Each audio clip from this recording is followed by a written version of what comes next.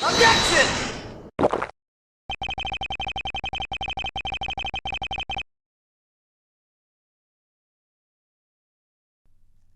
All right.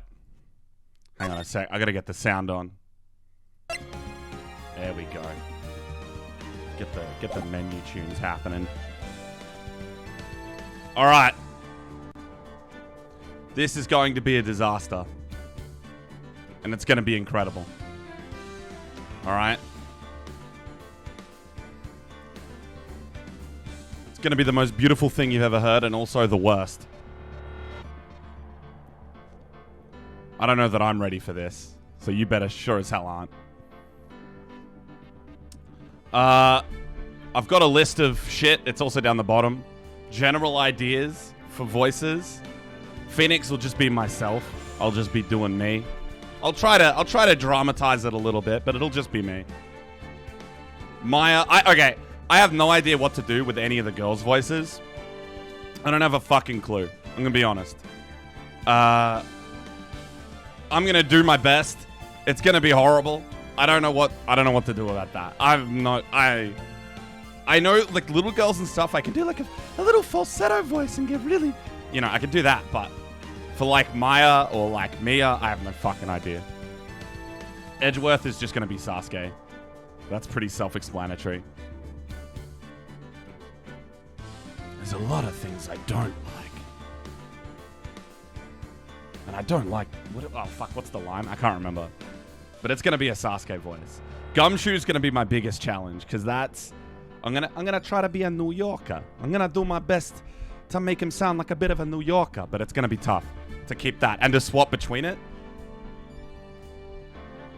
Judge is going to be the funny order guy. And then the German accent, Franziska. That's all I figured out. That's all I have planned. Once we get started, God knows what's going to happen.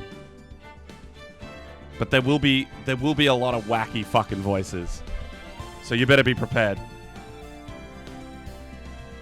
Hopefully the game isn't too loud. I might turn it down a little bit. I think that's good.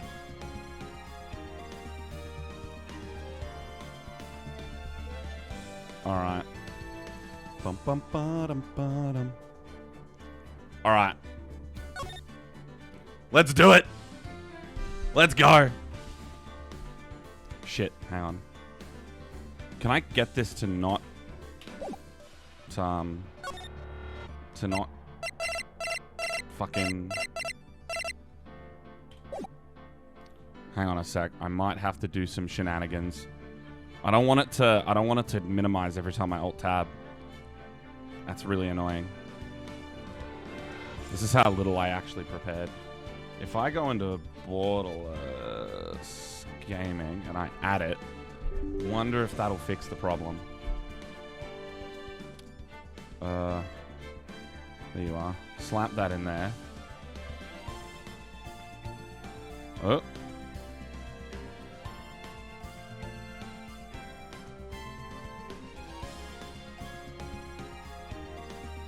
Kind of works.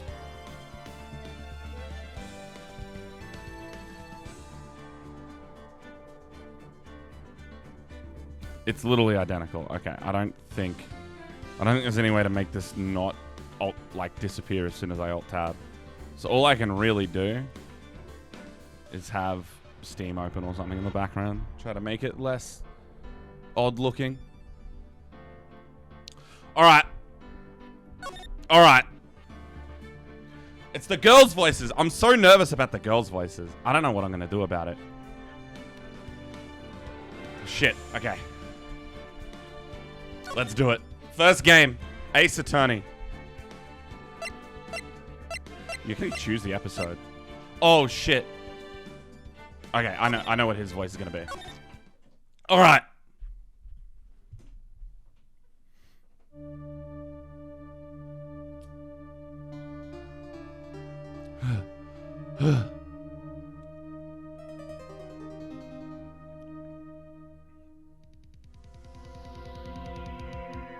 Damn it. Why me? I can't get caught. Not like this. I've got to find someone to pin this on. Oh, this... Someone like him. I'll make it look like he did it. Okay, I didn't have a voice for that guy. Off the top of my head, I'll have to think of one before we get into it. Boy, am I nervous. Right! Oh, hiya, Chief. Whew, I'm glad I made it on time. Ah, fuck, the girl's voice. Whew, I'm glad I made it on time. Well, I have to say, Pheonix, I'm impressed. Not everyone takes on a murder trial right off the bat like this. It says a lot about you, and your client as well. Thanks? Actually, it's because I owe him a favor. A favor? You mean you knew the defendant before this case? Yeah. Actually, I kind of owe my current job to him.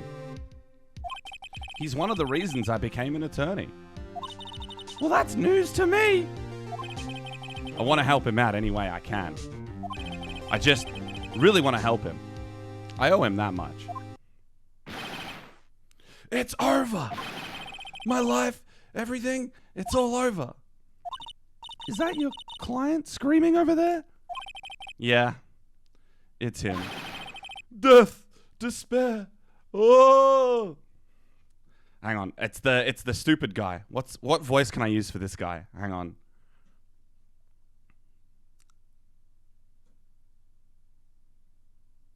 What do we got? I'm trying to think. Got to think of this on the fly. I'm a bit of a dumbass. Okay, that'll do. I'm gonna do it. I'm gonna die. It sounds like he wants to die. Yeah. Nick! Hey there, Larry. Dude, I'm so guilty. Tell them I'm guilty. Give me the death sentence. I ain't afraid to die. What? What's wrong, Larry? Oh, it's all over. I'm finished. Finished. I can't live in a world without her. I can't. Who took her away from me, Nick? Who did this? Oh, Nick, you gotta tell me. Who took my baby away? The person responsible for your girlfriend's death? The newspapers say it was you. My name is Pheonix Wright. Here's the story. My first case is a fairly simple one. A young woman was killed in her apartment. The guy they arrested was the unlucky sap dating her. Larry Butts. My best friend since grade school. Now, school had a saying. When something smells, it's usually the butts. In the 23 years I've known him, it's usually been true. He has a knack for getting himself in trouble. One thing I can say, though, it's usually not his fault. He just has terrible luck. But I know better than anyone that he's a good guy at heart. That, and I owe him one, which is why I took the case. To clear his name. And that's just what I'm gonna do. Oh, should not have alt-tabbed. District Court, courtroom number 2.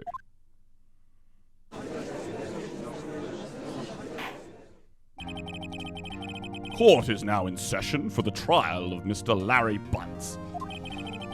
The prosecution is ready, Your Honor. The defense is ready, Your Honor. Mr. Wright, this is your first trial, is it not? Yes, Your Honor. I'm a little nervous. Your conduct during this trial will decide the fate of your client. Murder is a serious charge. For your client's sake, I hope you can control your nerves. Thank you, Your Honor. Hello, gamers.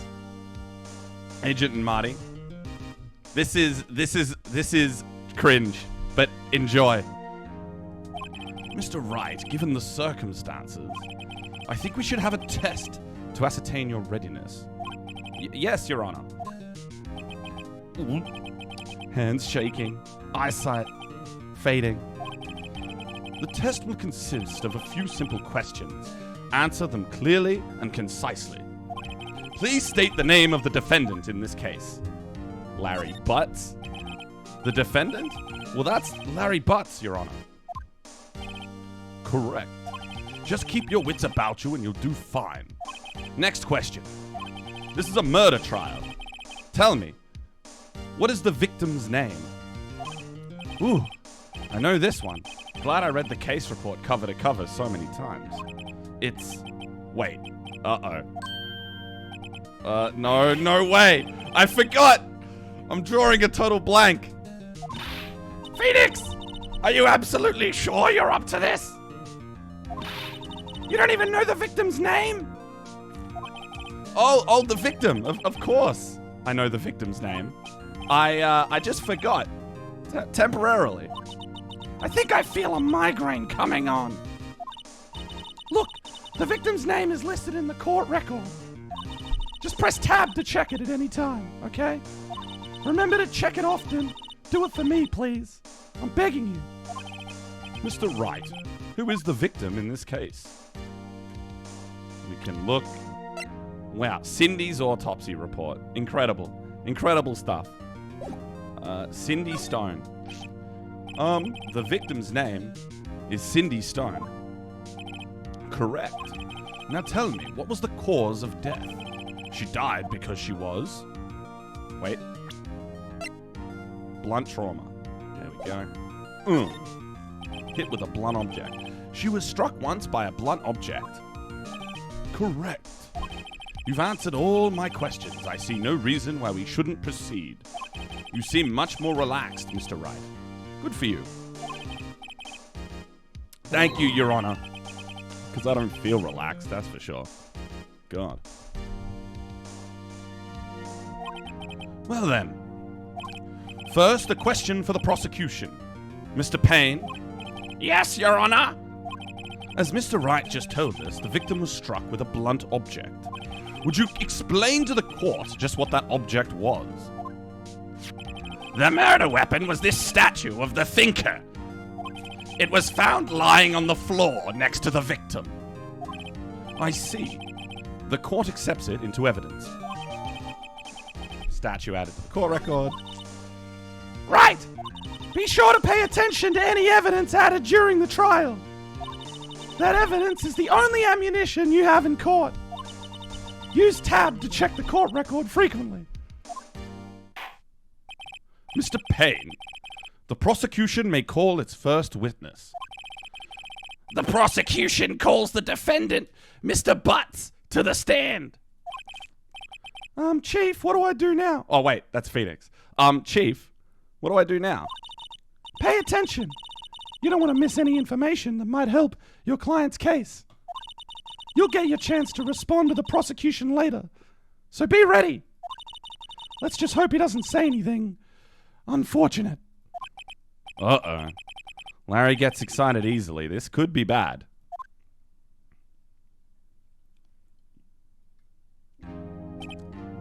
Ahem. Mr. Butts, is it not true that the victim had recently dumped you? Hey, watch it, buddy! We were great together! We were Romeo and Juliet! Cleopatra and Mark Antony! Didn't they all die? I wasn't dumped! She just wasn't taking my phone calls! Or seeing me. Ever. What's it to you anyway? Mr. Butts, what you describe is generally what we mean by dumped. In fact, she had completely abandoned you and was seeing other men. She had just returned from overseas with one of them the day before the murder. What do you mean, one of them? Lies. All of it. Lies. I don't believe a word of it. Your Honor, the victim's passport. According to this, she was in Paris until the day before she died. Passport added to the court record. Indeed, she appears to have returned the day before the murder. Dude, no way. The victim was a model but did not have a large income. It appears that she had several sugar daddies. Daddies? Sugar? Yes, older men who gave her money and gifts. She took their money and used it to support her lifestyle. Dude! We can clearly see what kind of woman this Miss Stone was. Tell me, Mr. Buds, what do you think of her now? Right. I don't think you want him to answer that question. Yeah. Larry has a way of running his mouth in all the wrong directions. Should I? Definitely a stop him from answering moment. My client had no idea the victim was seeing other men. That question is irrelevant to this case. Ooh. Dude, Nick, what do you mean irrelevant? That cheating she-dog?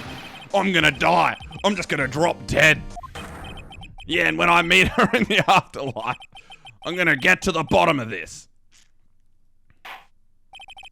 Let's continue with the trial, shall we? I believe the... Oh, God. It's getting hard. There's too many people. I've lost it. I've lost my pain voice. I believe the accused motive is clear to everyone. Yes, quite. Oh boy, this is not looking good. Next question. You went to the victim's apartment on the day of the murder, did you not? Well, did you or did you not? Well, maybe I did and maybe I didn't. Uh-oh, he went. What do I do? Send him a signal. Lie like a dog? What? Well, see, it's like this. I don't remember. You don't remember? Well, then we'll just have to remind you. I got a bad feeling about this. We have a witness that can prove he did go to the victim's apartment that day. Well, that simplifies matters. Who is your witness? The man who found the victim's body just before making the gruesome discovery. He saw the defendant fleeing the scene of the crime.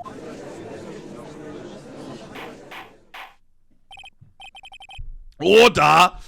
Order in the court! Mr. Payne, the prosecution may call its witness.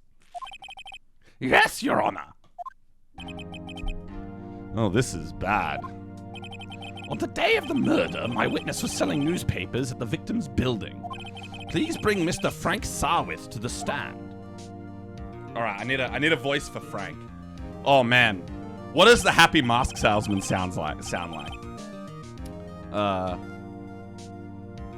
You've met with a terrible fate, haven't you?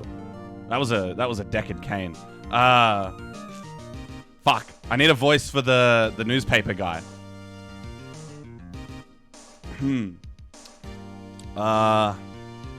Shit. Oops.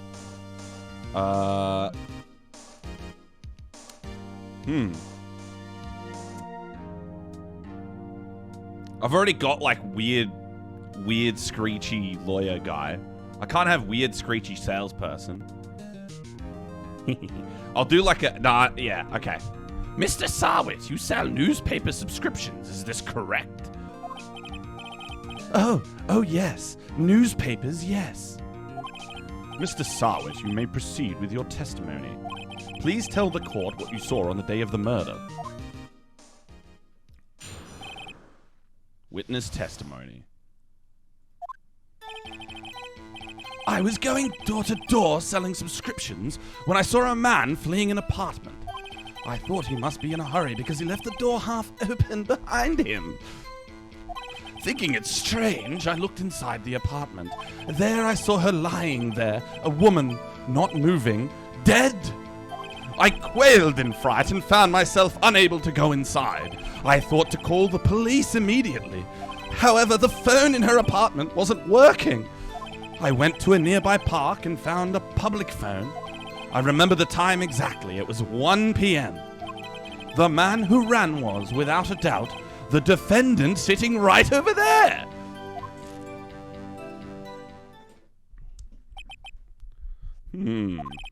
Larry, why didn't you tell the truth? I can't defend you against a testimony like that.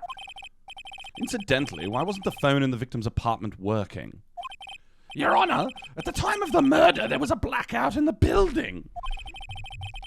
Aren't phones supposed to work during a blackout? Yes, Your Honor. However, some cordless phones do not function normally. The phone that Mr. Sarwit used was one of those. Your Honor, I have a record of the blackout for your perusal.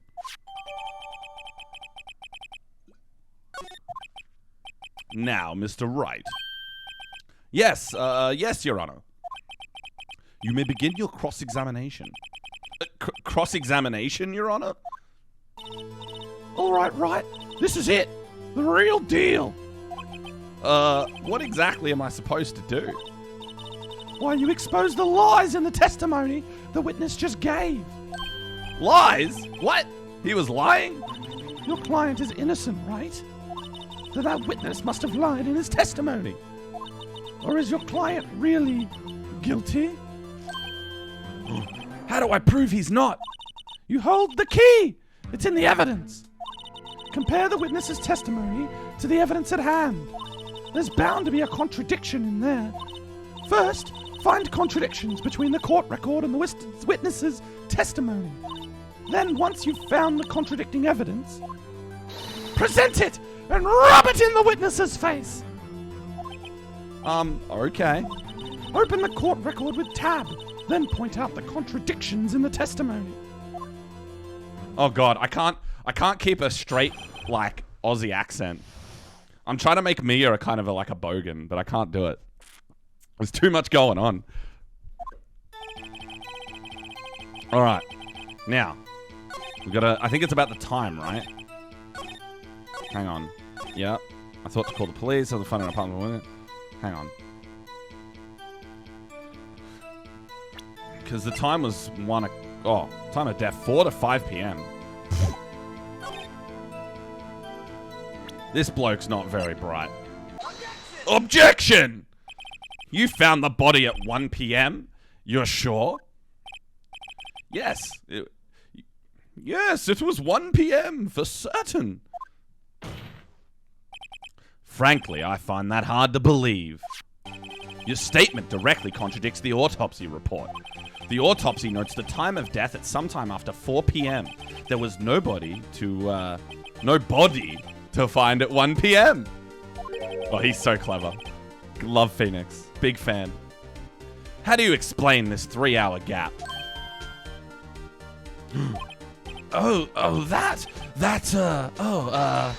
Objection! This is trivial. The witness merely forgot the time. After his testimony, I find that hard to believe. Mr. Sarwit, why were you so certain that you found the body at 1 p.m.? Gee, that's a really good question. Great job, Wright. Way to put him on the spot.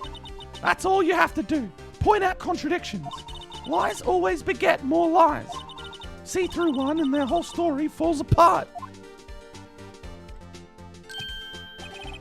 Wait, I remember now. Would you care to give your testimony again?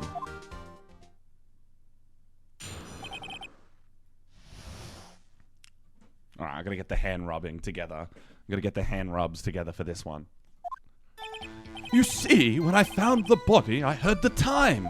There was a voice saying the time. It was probably coming from the television. Oh, but it was 3 hours off, wasn't it? I guess the victim must have been watching a video of a taped program. That's why I thought it was 1 p.m. Terribly sorry about the misunderstanding.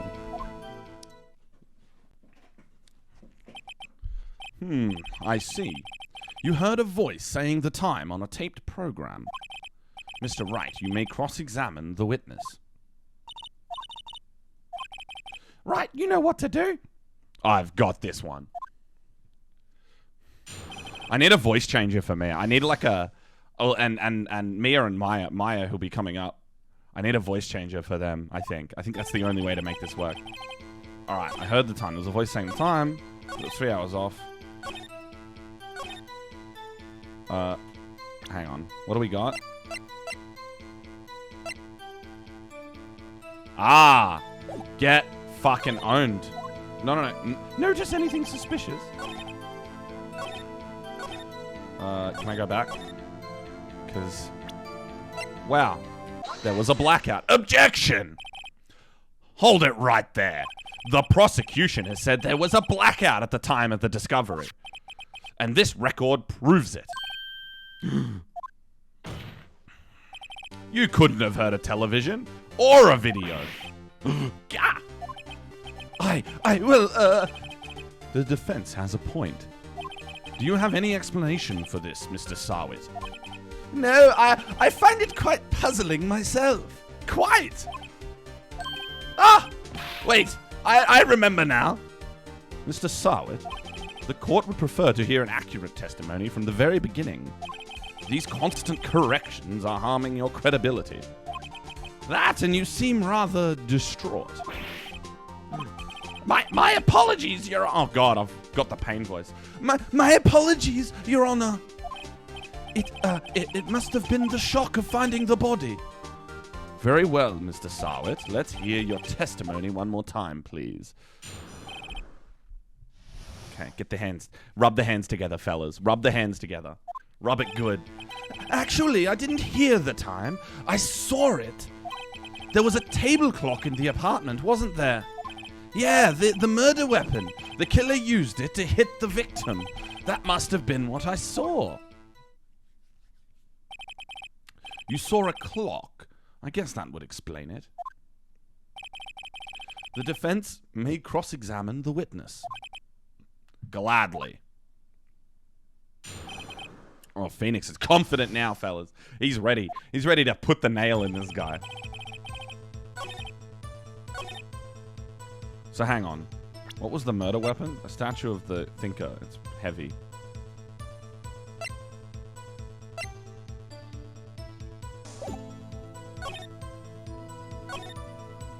Oh, I can press them. I can press them, right? That strikes me as a very suspicious mistake. Yes, I can see why you'd be a little doubtful. I'm really sorry, I only just remembered the table clock. A table clock? I gotta press this fella. A table clock? Was there a clock at the scene? This is the first I've heard of it. Yeah, the murder weapon. Oh, God. My voice is... The murder weapon? Yes, the table clock that was used as a weapon.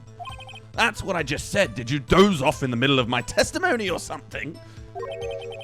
Something's fishy here.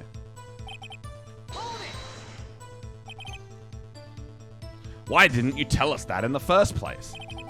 I guess it just slipped my mind. I'm not really sure how it happened myself. The witness says he saw the table clock. End of story. Now, find the contradiction. Okay.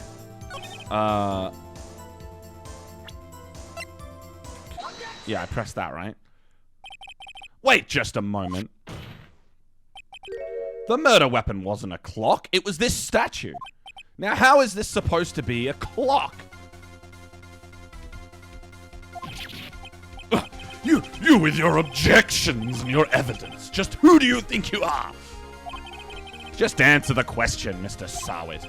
Hey, I saw it there, okay? That's a clock. Your Honor, if I may. Yes, Mr. Payne. As the witness stated, this statue is indeed a clock. The neck is a switch. You just tilt it and it says the time out loud. As it doesn't look like a clock, I submit it as a statue. My apologies. I see. So the murder weapon was a table clock after all. Well, Mr. Wright, it appears that the witness's testimony was correct. This is a clock. Do you have any problems with his testimony now? Your Honor, there is a gaping hole in the witness's testimony. The only way he could have known the weapon was a clock is to hold it in his hand. Yet the witness testified that he never entered the apartment. Clearly a contradiction. Indeed. The witness knew it was a clock because he went into the apartment. You're lying. You were inside the apartment on the day of the murder. Oh, yeah? Prove it. Prove I went in there. I'll do better than that. I can prove you were the one who killed her. You struck her with the clock and the shock of the blow triggered the clock's voice. That was the sound you heard.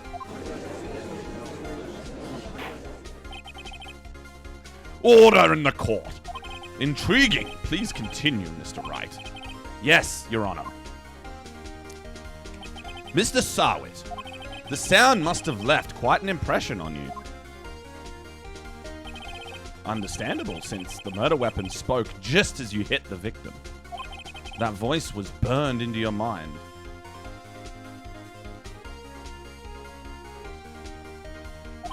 That's why you were so certain about the time. What's the meaning of this? This is all baseless conjecture. Baseless? Just look at the witness's face. Would the witness care to elaborate? Did you strike the victim with the clock? Wow, the judge is going hard. Judge is going super hard. That day, I never. Look, the clock, I heard. No, I mean, I saw.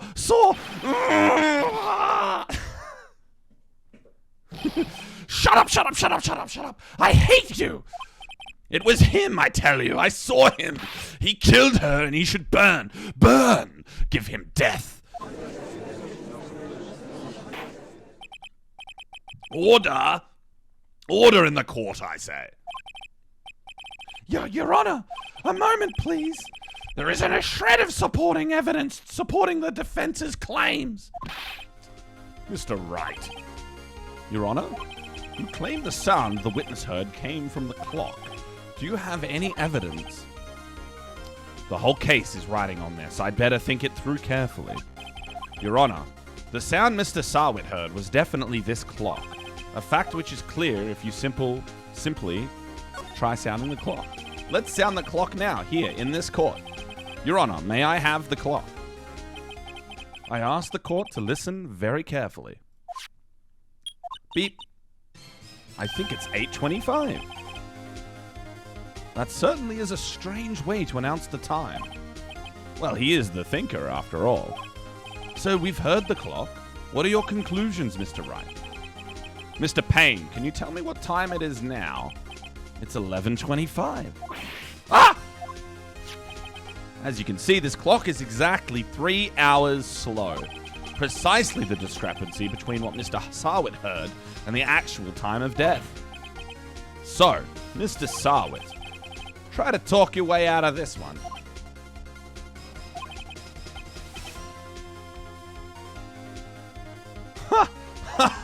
You forgot one thing. Uh-oh. What's he talking about now? Well, it may seem like that clock is running 3 hours slow. It proves nothing. How do you know it was running 3 hours slow on the day of the murder? If you can't prove that, you don't have a case. Uh-oh. He's right. How am I going to prove that? Damn it. I was so close. Mr. Wright, it seems you lacked critical evidence to support your claim. Ooh, yes, Your Honor. This means I cannot let you indict the witness. Unfortunately, this ends the cross-examination of Mr. Frank Sarwit. I come all the way down here to testify, and look what happens. You treat me like a criminal. A criminal. You lawyers are all slime. Urgh, I almost had him. Sorry, Larry. I failed you. There's nothing I can do about it now. Not so fast, Mr. Sarwit. Chief. Listen up, right? Don't throw this one away. Not like this. Think. But, Chief, it's over. I can't prove the clock was slow on the day of the murder. Nobody can prove that. Well, yeah. But that doesn't mean you still can't win. Try thinking out of the box. Don't waste time doubting the facts. Assume the clock was 3 hours slow and think through it.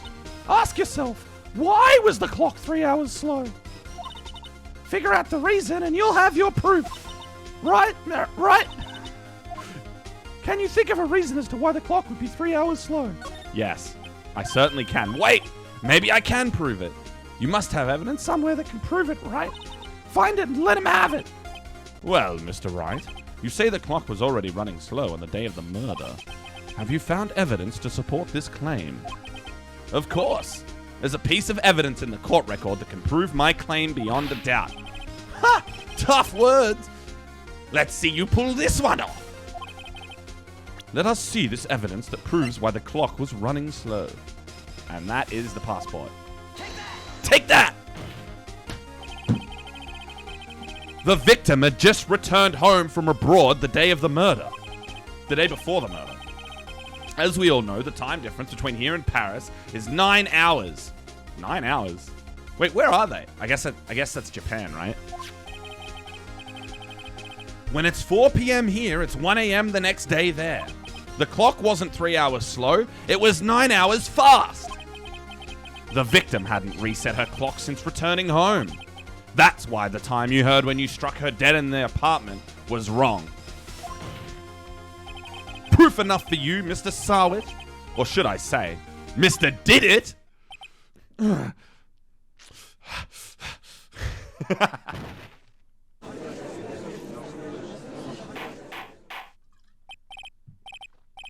Order! Order, I say! Well, this case has certainly turned out differently than we all expected. Mr. Payne, your witness? He was arrested and has been taken away, Your Honor. Very well, Mr. Wright. Yes, Your Honor. I have to say I'm impressed. I don't think I've ever seen someone complete a defense so quickly and find the true culprit at the same time. Thank you, Your Honor. At this point, this is only a formality, but this court finds the defendant, Mr. Larry Butts, not guilty. Woo. Thank you, IU Dex. Thank you, people. I'm glad that was fun. And with that, this court is adjourned. Hang on, I gotta turn up the heater. It's warm in here.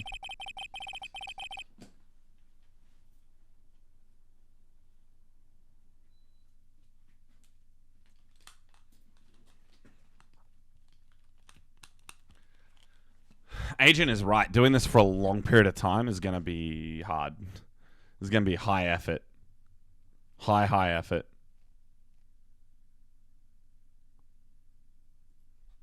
It's going to take a long time. It turns out that Frank Sarwit was a common burglar. He posed as a newspaper salesman to check and see when people were out of the house. That day, when Larry went to her apartment, the victim wasn't home. After he left, Mr. Sarwit let himself in to do his dirty work. While he was searching her place, the victim returned. Flustered, Mr. Sarwit grabbed the nearest blunt object he could find.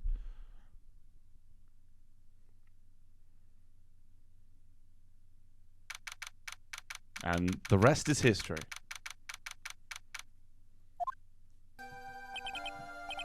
Whew. Still can't believe we won. Right. Good job in there. Congratulations. Thanks, Chief. I owe it all to you. Not at all, not at all. You fought your own battles in there.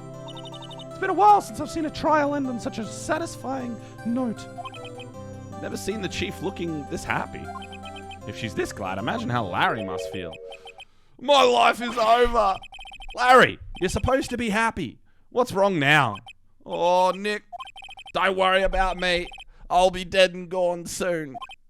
Good. Wait, no. I mean bad. Bad. Larry, you're innocent. The case is closed. But my Cindy Windy's gone, man. Gone forever. Oh, Larry, she was... nah, never mind. Congratulations, Harry. Harry? Yeah, you. I can practically see the headlines now. Harry Butts! Innocent. Well, thanks. I really owe you one. I won't forget this, ever. Let's celebrate. Dinner, movie, my treat. Oh, no, I couldn't. Hey, I was the one who got you off the hook. Oh, hey. Here, take this. It's a present. A present for me? Wait, wasn't this the evidence that... Actually, I made this clock for her. I made one for her and one for me. Really? You? You made this? Well, thank you. I'll keep it as a memento. Yo, Nick. Can you believe it? I was so into that chick. And she was just playing me for a fool. Don't that make you just want to cry? Larry. Are you sure? Excuse me? I think she thought quite a lot of you in her own way. Nah, you don't gotta sympathize with me. It's okay. Oh, I'm not sympathizing, really. Isn't that right, Wright? Don't you have something to show your friend? Something that proves how she felt about him? Huh? Oh, yeah, right. What the heck is she talking about? She's talking about the goddamn statue. Check this out, Larry. Proof positive you weren't just some chump to her. Huh? What about that clock? This is the clock you made for her, Larry. And she took it with her when she traveled. Oh, whatever. She probably just needed a clock. That's all. You think so? It's a pretty heavy clock to take traveling. Well, make of it what you will. Hey, Nick. I'm glad I asked you to be my lawyer. Really, I am. Thanks. Hope that made him feel a little better.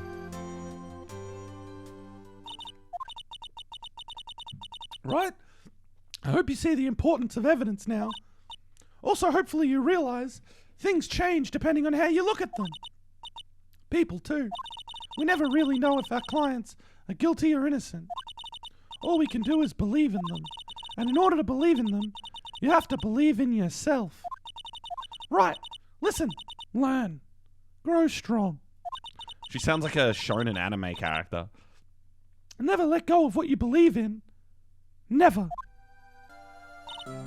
Well, I think our work here is done. Shall we be off? Yeah, I guess so. Say, how about dinner on me? We'll drink a toast to innocent butts. Yeah. Oh, speaking of Harry, you were saying part of why you became a lawyer was because of him. Yeah. Part at least. You'll have to tell me more about it sometime. Maybe over drinks? And so my first trial came to a close. Larry slapped me on the back and said, "Gee, Nick, it's good to have friends." But I'm pretty sure he's not going to pay us. Unless you count the clock he gave Mia. I didn't know it then, but that clock was soon going to be at the center of another incident. And my promise to tell the chief about me and Larry would be one promise that I wouldn't be able to keep. The end. Wow. Beautiful story. Larry Butts. Love Larry Butts. Save my progress? Yeah. We'll go to the bottom. Number 10. Number 10 for the homies.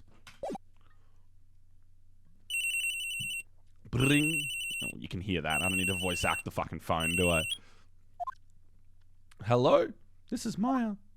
Hey, Maya, it's me. I gotta have a voice for Maya. That's not like the awful Mia voice that I'm doing.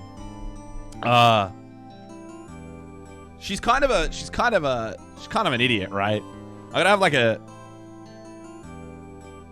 But she's not like... Oh, she's not like some spoiled girl. You know, she's not like that. I got other characters that I can use that for. What can I do? What can I do for Maya? I really should have thought about this beforehand, but fuck that. That's effort. That's preparation. I don't have time for that. Maya. Mia, what's up? You haven't called in a while. Mia, what's up? You haven't called in a while. Mickey Mouse sound? That would be funny. What Mickey Mouse? How do I do Mickey Mouse? Like, I need a reference. Nah. I don't think I could do that. My voice is already strained. I need something less insane. Mia, what's up? You haven't called in a while. What's up? What's up? What's up? I've gone like the really hard falsetto with Mia. But if I go Maya, I can do like a soft one, right? I can do like, Mia, what's up? You haven't called in a while. You haven't called it. You haven't called. Yeah. Oh God, it's hard.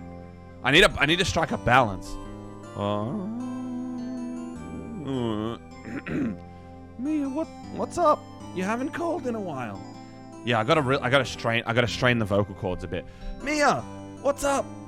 You haven't called in a while. I'll just do that upper register, but still not falsetto. It's not a girl's voice, but it doesn't matter. Mia, what's up? You haven't called in a while. Sorry, I've been so busy. How have you been? Well, lonely, and it's all your fault. Nah, I'm just teasing. I've been great. I'm finally getting used to having my own place. That's good to hear. Actually, I'm calling because I have a favor to ask. I know.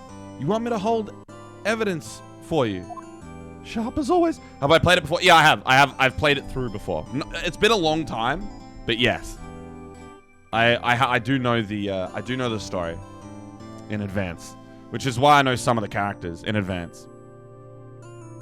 Sharp as always. There's a lot of buzz about the upcoming trial. I just don't feel safe keeping the evidence here. I gotcha. So what is it this time? It's a clock. A clock? Yeah, it's made to look like that statue, the Thinker, and it tells you the time. I thought you might like it. You always liked toys. Hey, I'm not a little girl anymore, sis. Now, you know I'm only teasing. I should probably tell you the clock isn't talking right now. Huh? It's not working? That's lame. I had to take the clockwork out. Sorry. I put some papers inside it instead. Papers? Is that the evidence then? Well, there's a possibility that it might turn out that way. Yes. Can you come by the office tonight, say 9 o'clock, to pick it up? I'll be in a pre-trial meeting until then. Okay, sis, but I expect dinner. Something good. Like burgers. I could really go for a good burger. Okay. We'll hit the usual joint. Alright, it's a deal. Okay, sis, see you soon. Yep, I'll be waiting, Maya. Ow. Conversation recorded. Alright.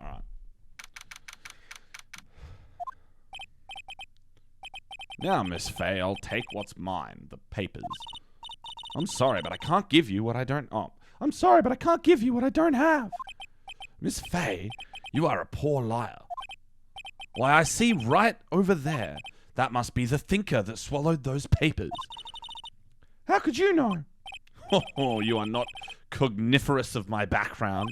Gathering information is my business, you see. I should have been more careful. My dear Miss Faye, I am so very sorry. But I'm afraid I must ask you for one more thing. Your eternal silence. Farewell, Miss Faye. Uh-oh. Bang. Get smoked. Oh, it's the Diamond CEO guy. Red, white, blue. He's American, right? He's like super American, yeah. Why?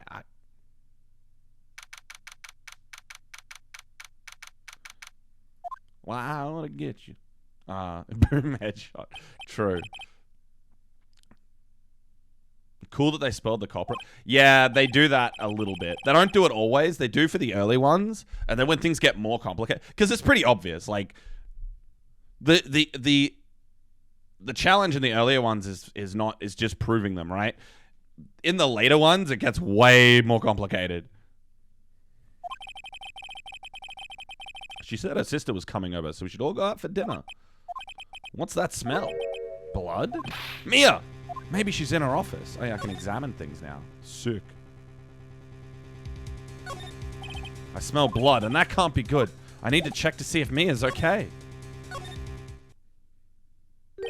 That smell. Blood! So, sis? Someone's there. Chief! Chief! Chief!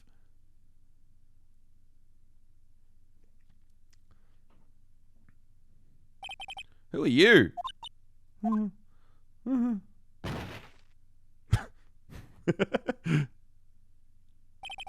strange girl dropped out cold. I left her lying on the office sofa. I went back to the chief where she lay under the window. Her body was still warm. I could feel it when I held her shoulder. Then all too quickly it began to fade, until finally she was cold.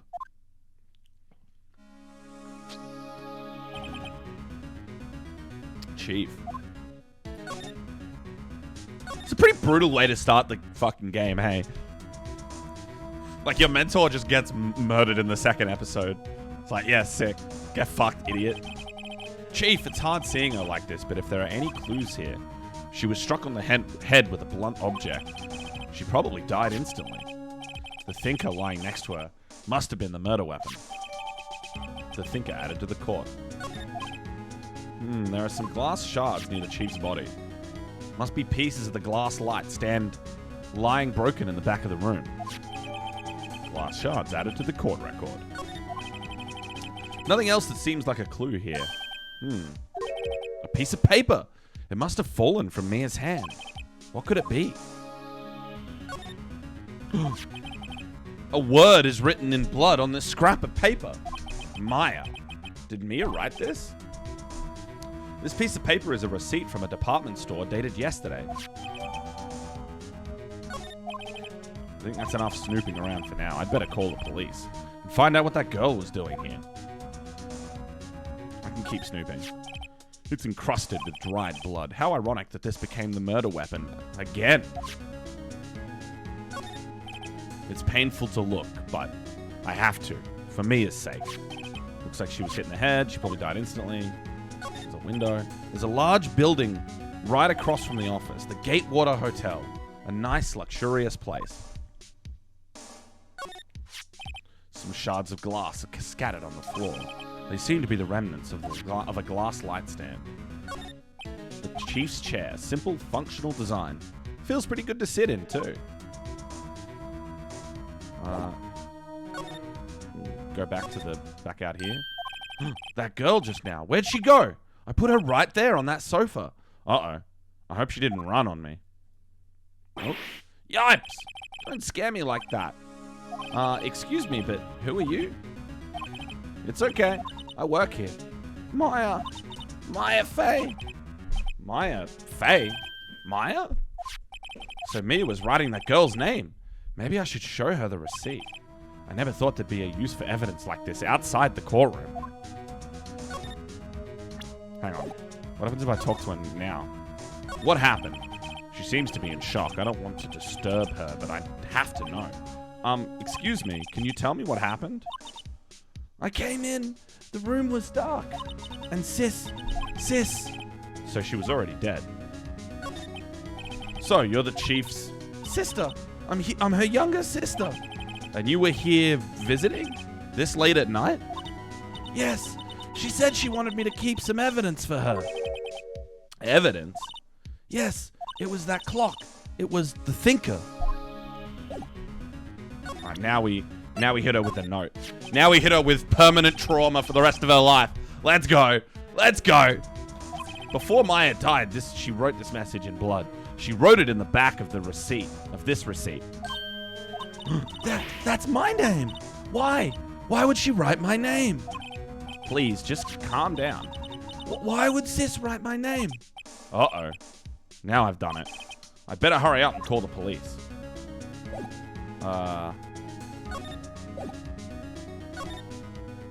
Is there a phone here, or do I gotta go back in the other room? Reception desk.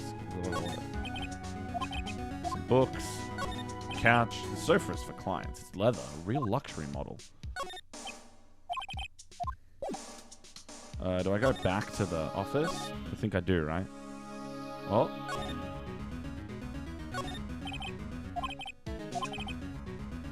An ancient model at some garage sale. Oh, the phone. Right. I better call the police. That's funny. A few of the screws on the receiver are missing. Looks like somebody was halfway through taking it apart. Police! Please, come quick. What was that? Somebody screaming from outside the window? She's staring right at me. She's holding a phone in her hand.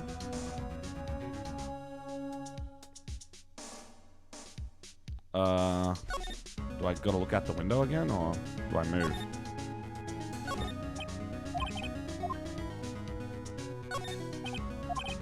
Okay, hang on. We go back to the other... Back to this side? Yeah, okay. Oh, coppers. They're on the way, fellas. The police! Sounds like they're coming this way. Freeze! Police! Oh, here we go. Okay, I gotta practice my gumshoe voice. Alright, okay, this is gonna be hard. This is gonna be the hardest one of the night. But you can see it written down there. Gumshoe, New York beat cop, okay? That's the voice I chose. This is gonna be a tough one for me, all right? I've always wanted to be good at this voice, and I've never been able to. But this is my opportunity to practice. All right, I'm Detective Dick Gumshoe, see? Gumshoe? What an odd name.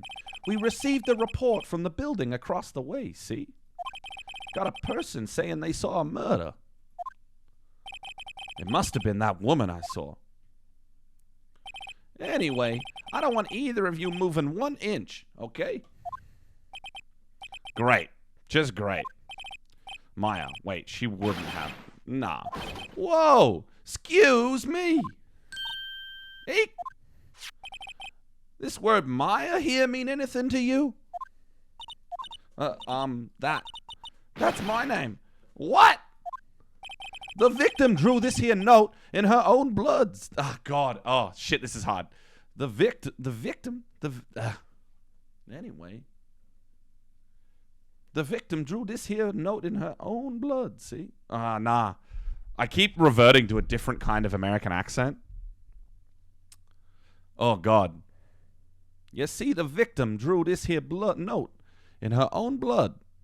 I guess I'll just do whatever comes naturally. In her own blood, see? With her dying breath, she wrote down the killer's name. Killer? I'm not... Case closed. You're coming down to the precinct, ma'am. What?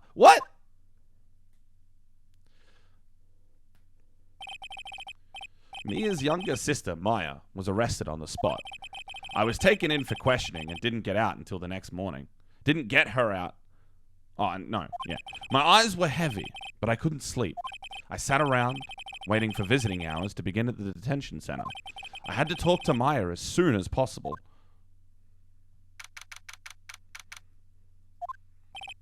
Wow, they have poor Maya locked up like a criminal.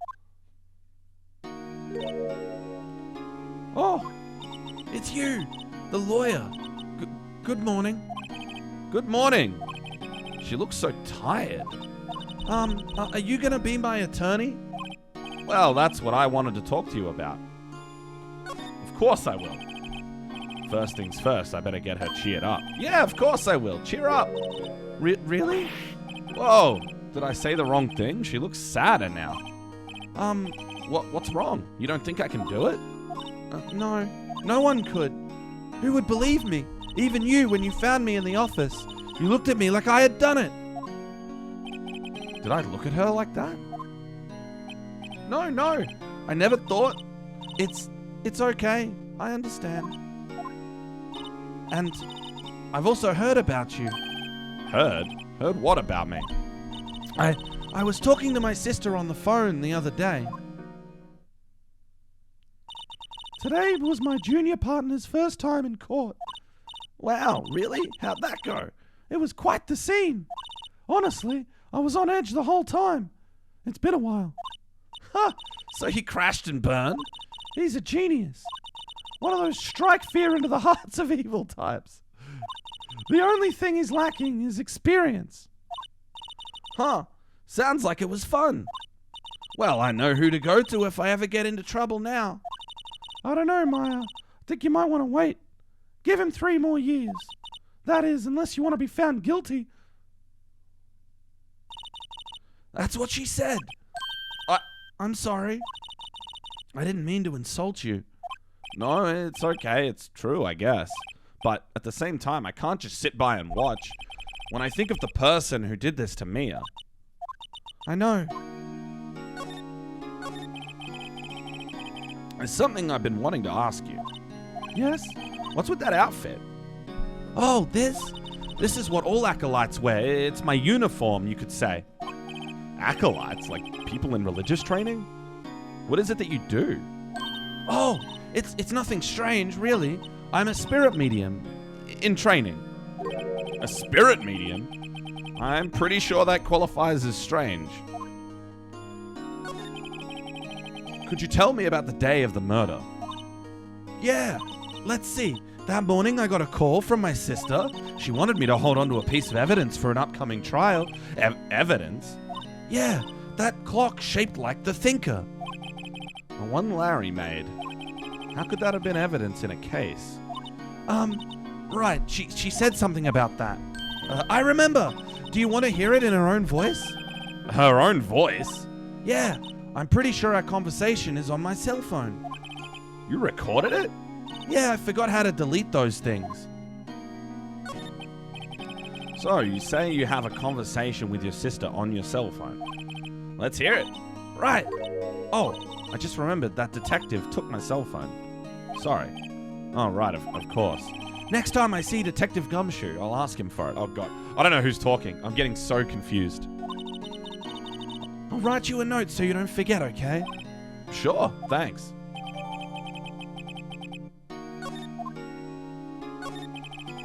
So you're an acolyte, a medium in training. That's right. The Fae family, especially the women, have always been very sensitive to the spirit world. Wait a second. You said the Fae family? So Mia was into this stuff too? Of course. She left the mountain to follow her career, she said. Her powers were first class too. I had no idea. Wait, what? So you're a real honest-to-goodness spirit medium, with ESP and all that? Yeah, in training. Well, can't you contact Mia's spirit then? You can just ask her who killed her. I'm sorry. I'm still in training. I couldn't do something on that level. Huh. I thought that might be too easy. Huh? Something the matter? I was wondering, could I ask you a favor? Huh? This is the address of a famous lawyer. My sister gave me this a long time ago.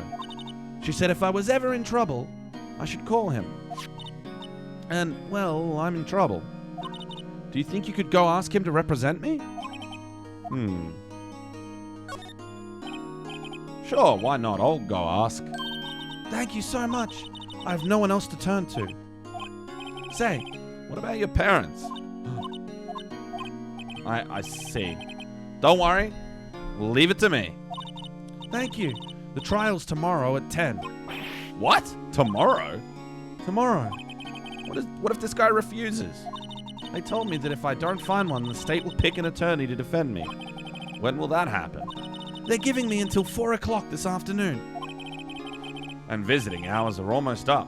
I'd better hurry. Right, I'll be back. Wait. Oh. No, it's okay. All I've been doing for the last few hours is talking about it. I'm kind of gotten used to it. Let's see. That morning, I got a call from my sister. She wanted me to... Oh, wait, I've been through this. Oh, wait, no, this is different. Okay. I skipped through that thinking it was the same, but it's not. The lights were off and I could smell blood. Then I found her, my sister. Oh. Thanks, Maya. That's all I need to hear for now. So do I present her with any of this other stuff? never mind. I love this guard. This guard monitors the visitor's room. He hasn't moved an inch. A real pro, this guy. Alright, so we can go to Old Mate Grossberg. September 6th. Grossberg law offices. According to the receptionist, the big boss is out. She couldn't say when he'd be back. It must be hard to keep track of everything when you're a famous lawyer. Not to mention run an office like this. I guess I'll just have to come back later.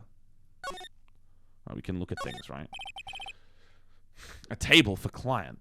An elegant ebony case, and if I'm not mistaken, that light is made of solid gold. Even I can tell someone here has got money to burn. An expensive potted plant. No idea what kind of plant it is, but it's probably the most expensive one available. This is like crocodile. Wait, is this Steve Irwin? Yo, dude's got a painting of Steve Irwin. That's a crocodile, right?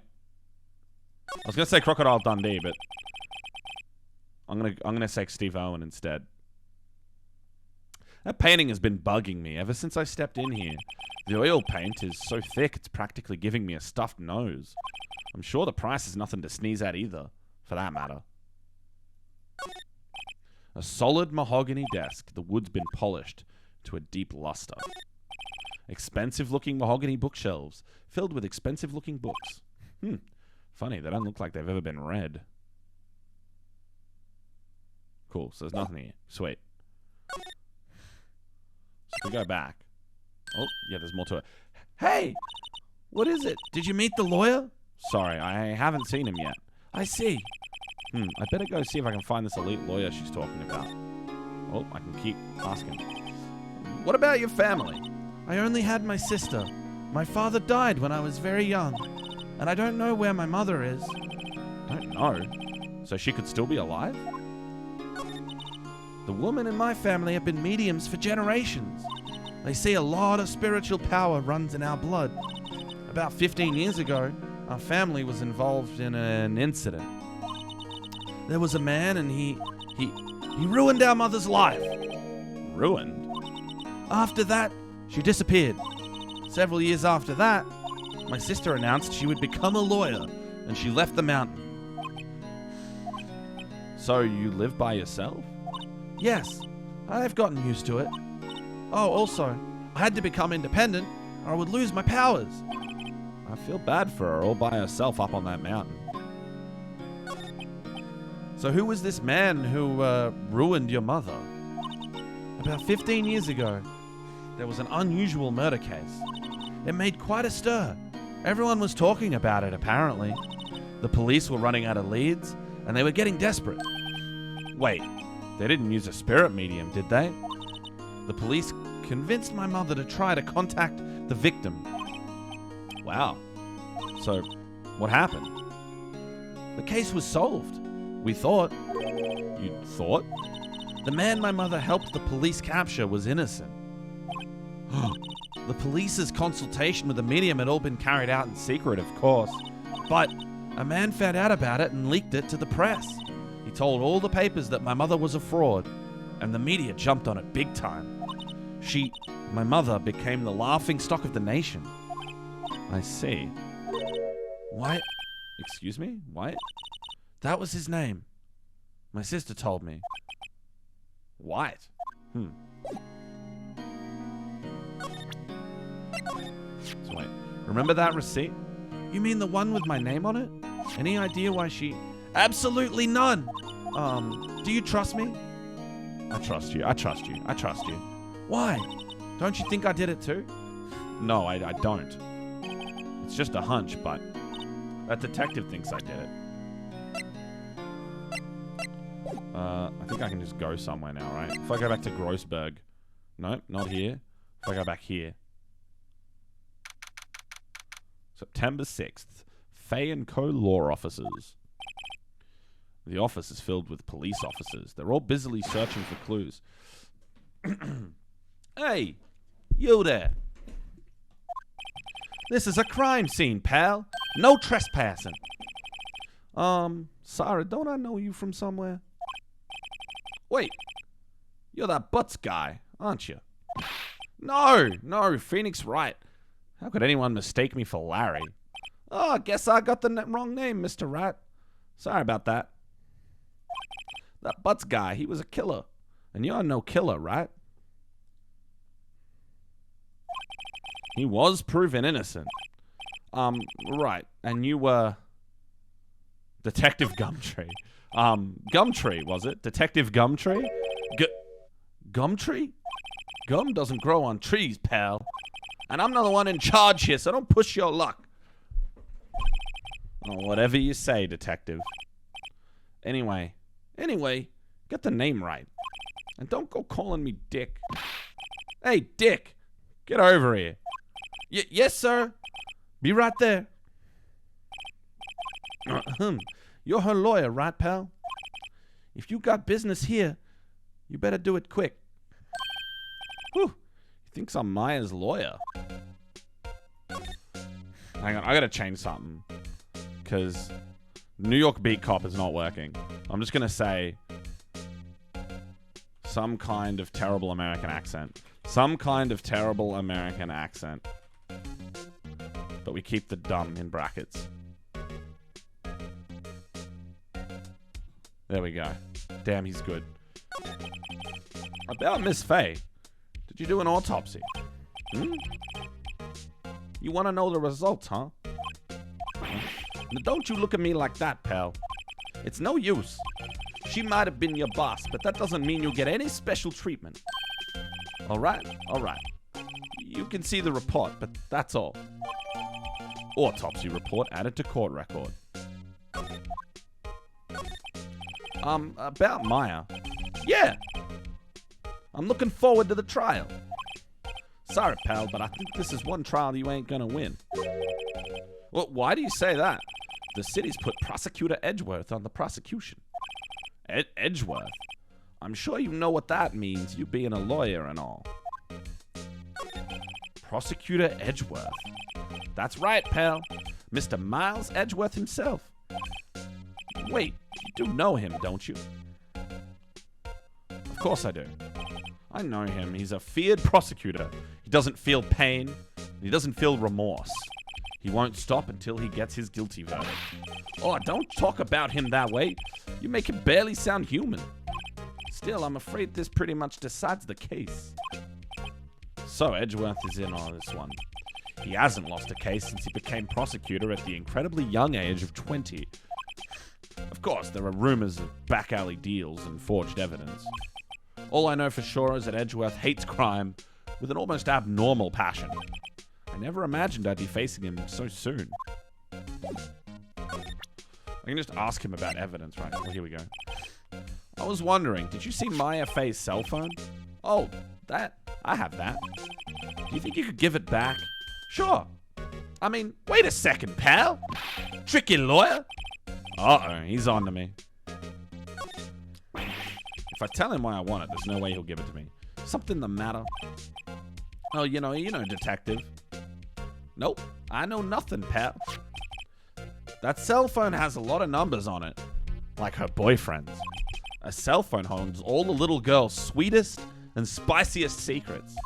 You're trying to confuse me. Sorry, pal. I already checked all the numbers in memory. Impressive. You're quite the detective. Uh-huh. Oh, here, you can have the phone back. There weren't any suspicious call records in there after all. Seems you didn't notice the recorded conversation. Maya's cell phone received from Detective Gumshoe. Check the court record to hear the recorded conversation. I guess I've asked all the questions I need to. You all done, pal? Yeah, thank you. I'll be heading out now. Oh, wait. One more thing I wanted to mention to you. I don't suppose you're planning on talking to that witness. Anyway, you'd better not.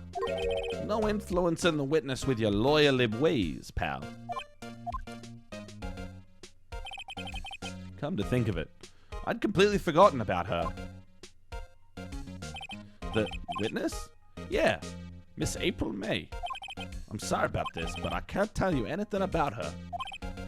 Well, you just told me her name. Miss May, huh? So you've sent her home already then? Uh-huh. You're trying your lawyerly tricks on me now. she's not gonna go outside the room until the trial. God, how did this devolve into like fucking super South American accent? So, she's still in the hotel across the way. I guess I should know better than to try to get a detective to leak information. You got that right, pal. Time to pay a visit to Miss May. Okay, so we can check the recording. Oh, yeah. This is what we heard in the intro cinematic. Sick. Sick. He's all good. Is there anything at Grossberg? Not yet. Oh, we can go talk to the lady. Okay, the bimbo lady. I've got a voice for her. Well, hello there, hang on. Okay. April. This is gonna be tough.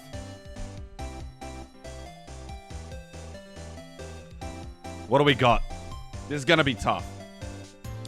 I didn't think about April. Oh my god. Well, hello there, handsome. Everything I do just ends up being Southern. I can't stop myself. It's the only accent I can actually do. It's the only American accent I can do. Well, hello there, handsome. Hi. Smooth, right? Real smooth. You're the lawyer, aren't you? The detective told me. He said, don't say nothing to that lawyer, pal. Memo to self. Thank you, Detective Gumshoe, for making my job harder. Gee, this is all like something out of a movie. It's all so exciting, I can hardly contain myself. Oh, let me go freshen up so I can look the part of the beautiful eyewitness. I pity the lawyer that has to cross-examine this one. Yo, the screwdriver? Let's go. There's a screwdriver stuck in this drawer. I wonder what's inside. Let's take a look. Hey! Hey! What are you doing? No touching. Oh, bad boy. You really shouldn't pry around in other people's rooms now. You wouldn't want to make me upset, would you? Upset? Thought she was going to explode for a second there. I wonder what could be inside the drawer. Well, she didn't like that. The late summer sunlight streams through the window. There's the Fay & Co. Law Offices building, of course. You can see the inside of the room pretty clearly from up here. I think it would be a little difficult to recognize her face from this distance, though. Okay, we'll talk to her, yeah? Give her the chat. Do you think you could tell me something? I need you to describe what you observed at the time of the incident. Oh, observe? Incident? You sound just like a lawyer in the movies. I like a man with a big vocabulary. Better not encourage her. You know that thing that happened the other day? The bad thing? What did you see when it happened? I don't suppose you could tell me about it. Pretty please? Let me see. Well, dream on! If you want to know, you'll just have to come to court tomorrow, Mr. Lawyer. Oh, boy. Could you... Just who exactly are you? Oh, Mr. Lawyer, are you hitting on me? No, no. Hey, I'm just doing my job here. You know, you're cute when you blush. Oh, believe me, this is the first time in my life I've blushed this much. Right. Can you just tell me what it is you do? Well, no! And you had your little hopes up, didn't you? Oh, boy. I see there are 2 glasses on the table. Is someone staying here with you? Ooh, what amazing powers of observation. You must be one of those famous detectives like on television. Oh, no, not me. I'm just a lawyer. Say, Mr. Big Detective, why don't you go look for clues in the garbage, Miss May doesn't like nosy little lawyers. Oh, boy. What if I show her things? Excuse me, but I'm a witness? Police witness? You understand? How could I possibly give you any information in good conscience? Me, the witness. It's just like in the movies. Alright, she's not going to talk to me anymore, right? This is GG. GG for that one. Grossberg, you fucking asshole. Here we go. Seems like Mr. Grossberg is out. Well, maybe I should just wait here for him to come back. If that wasn't the most over-the-top clearing of the throat I've ever heard. Oh, so you're the one they say has been looking for me? Yeah, that's me. He looks even grander than I imagined. That badge on your collar? Ah, so you're a lawyer, are you now? Yeah, well, yes. And what do you want? I'm not particularly busy these days. Please proceed. Not busy? Then how come no one could get in touch with you? Something the matter? You came to see the one and only Marvin Grossberg, did you not? Well, here I am, boy. What do you want? Out with it. Well, sir, actually, it's about Maya. Maya Fey. Ah, yes, Maya Fey. Go on. Why the strange reaction? Cha-cha. I'm really quite busy here, son. I can't go taking ghost cases on a day's notice. No, it's quite impossible. Wait a second. How did you know the trial was tomorrow? Anyway, I'm afraid it's entirely impossible for me to represent her. Sorry. End of discussion. What's going on? He refused me before I even got the chance to ask him. What do I tell Maya?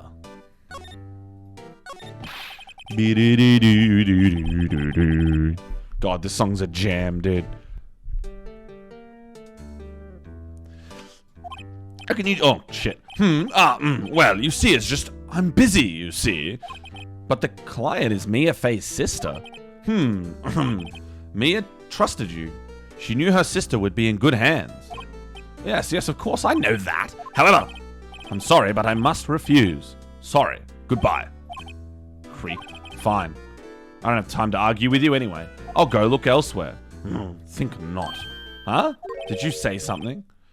I think not, I said. What do you mean? I'm terribly, terribly sorry, but I'm afraid that no lawyer worth their salt will take on this particular case. Terribly sorry, my boy. Why? I cannot say. I beg your pardon, but could you leave? Now, I've nothing more to discuss with you. What's going on here?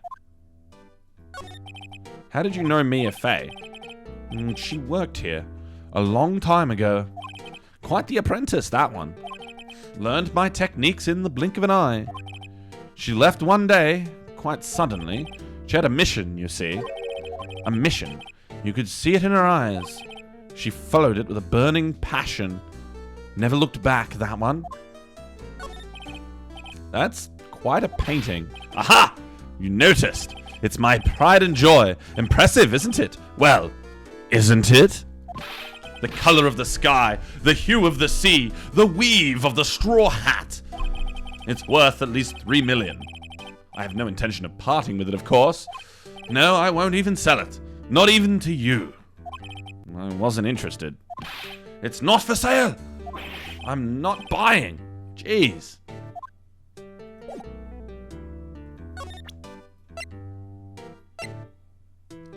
Wait. Oh, I thought there was a note I could give him. Okay, this guy's an asshole. Fuck him. Fuck him. Go back, talk to the lady. Talk to the lady.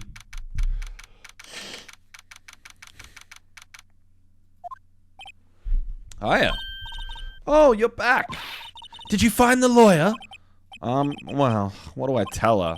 Well, see, just be honest. I really don't think you should use that guy. He didn't seem healthy. He was all skin and bones. What really happened? You don't mean he refused to help? I see. I've been abandoned then. Just a little longer now before the state-appointed lawyer comes, I guess. 4 p.m. Time's up. What should I do? Do I just leave her and go home? Hell no. Hell no. What do you think we are? We're Pheonix Wright, motherfuckers. This is We are lawyer supreme, Pheonix motherfucking Wright. I've made up my mind. I'm gonna defend you, whether you want me to or not. Why? Why? Well, you aren't the culprit. Someone else is. How do you know? I have a hunch. Given the evidence, it would be easy to assume that Maya was the killer. But there's something about this whole thing that smells fishy.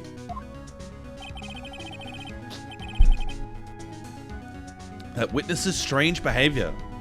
Was that all an act? And the way that lawyer refused to help out Maya. But more than all of that, she has no one left to help her. Nothing is more sad or more lonely than that. I know. I've been there.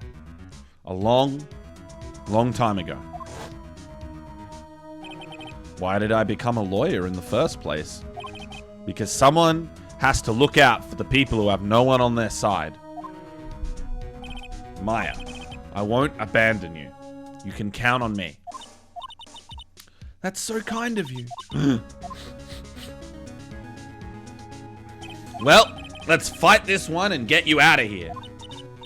Right, thank you. Ooh, she smiled at last.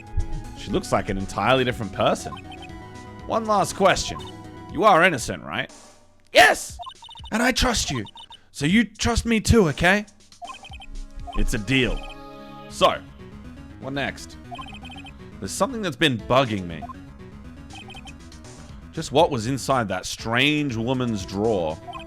It was when I tried to look into that drawer that she got all defensive. There has to be something in there.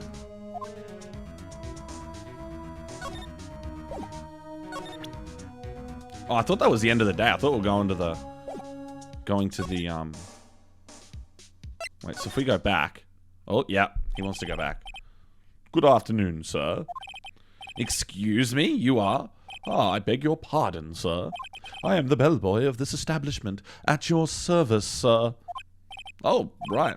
I've just come up to deliver room service, sir. Do you know where Miss May might be? Oh, I believe our guest, Miss May, is currently using the, facilities. If you've no need of anything, I'll be taking my leave. Please stay as long as you like. Enjoy.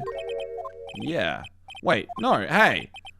Why does it seem like every time I come up here, I end up embarrassing myself? Wait, now's my chance to snoop around a bit. Ah, I almost forgot. Ah! You came back quick. Might I ask you to inform Miss May that there is a message for her? Please tell her that Mr. White of Blue Corp phoned. Oh, right, sure. Mr. White of Blue Corp? Where have I heard that name?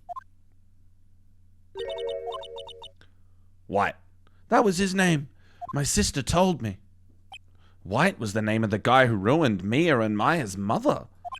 Could it be a coincidence? Right, we're looking at the screwdriver. Let's go. There's a screwdriver sticking out of that half-open drawer. Now's my chance to see what's inside. What do we have here? A wiretap? What would a woman like her be doing with a thing like this? Wiretap added to the court record. There's definitely something suspicious about this Miss May. Why would she have something like this in her hotel room? There's a story behind all this. I know it. Alright. I'll be using this bit of evidence in tomorrow's trial. That's for sure. For Maya's sake. I'll get to this woman's bottom. Wait, I mean... You know what I mean. Oh, bellboy. Let's get this shit. Ooh. Let's top of the morning, top of the Hello, morning, Novix. top of the morning, top of the morning, top of the morning, top of Thank the you. morning, 15 top of months. the morning. Appreciate you. Hold on. HGG amazing. Oh, it's true. Oh, bellboy, still there? Uh-oh, time to scram. I look forward to tangoing with you tomorrow, Miss May. In court. All right, I'll be back in 2 seconds.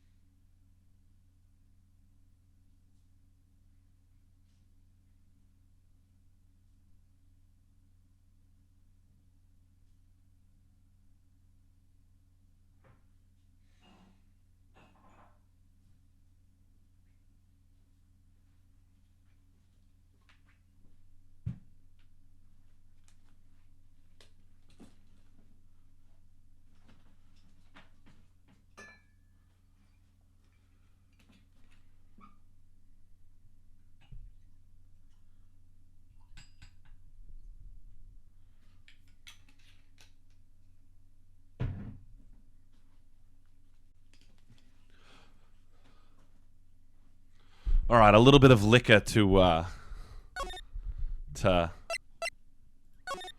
loosen the vocal cords a little bit, you know? Whew.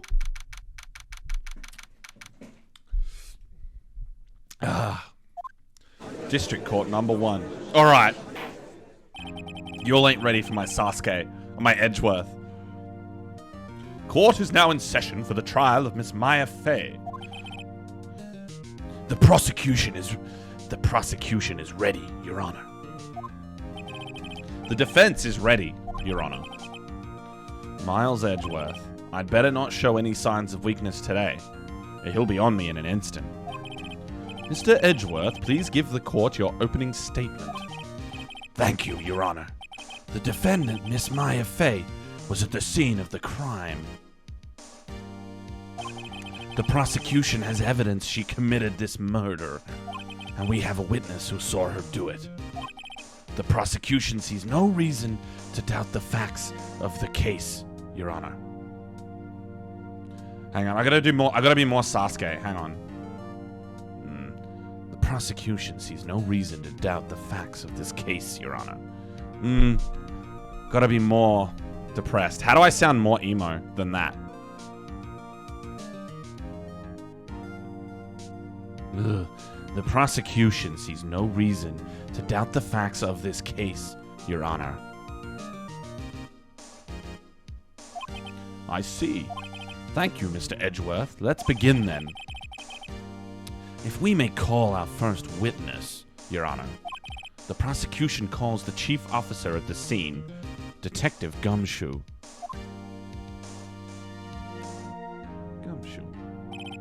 Witness, please state your name and profession to the court. Sir, my name's Dick Gumshoe, sir. I'm the detective in charge of homicides down at the precinct, sir.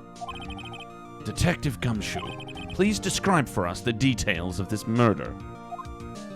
Very well, sir. Let me use this floor map of the office to explain. The body was found by this window here. And the cause of death? Loss of blood due to being struck by a blunt object, sir. The murder weapon was a statue of the thinker, found next to the body, sir. It was heavy enough to be a deadly weapon, even in a girl's hands, sir. The court accepts the statue as evidence. They're still calling it a statue. Floor plans added to the court record. Now, detective. Yes, sir. You immediately arrested Miss Maya Fey, who was found at the scene, correct? Can you tell me why? Yes, sir. I had heard hard evidence she did it, sir. Detective Gumshoe, please testify to the court about this hard evidence. Oh, here we go. As soon as the phone call came in, I rushed to the scene. There were 2 people there already. The defendant, Miss Maya Fey, and the lawyer, Mr. Pheonix Wright. I immediately arrested Miss Maya Fey. Why? We had a witness account describing her. The witness saw Miss Maya Fey at the very moment of the murder. The very moment, you say. Very well, Mr. Wright. You may begin your cross-examination. Yes, Your Honor. Cross-examine what? I couldn't see a single contradiction in that testimony. Whoosh. Smack. Hey, Maya just threw something at me. What's this? When my sister couldn't find any contradictions in a witness's testimony, she would bluff it and press the witness on every detail. The witness always slips up and says something wrong. It worked lots of times. Ha! I should have expected Maya would know some of her sister's tricks. All right, let's give this a try. Something the matter? No, Your Honor. I'd like to begin my cross-examination.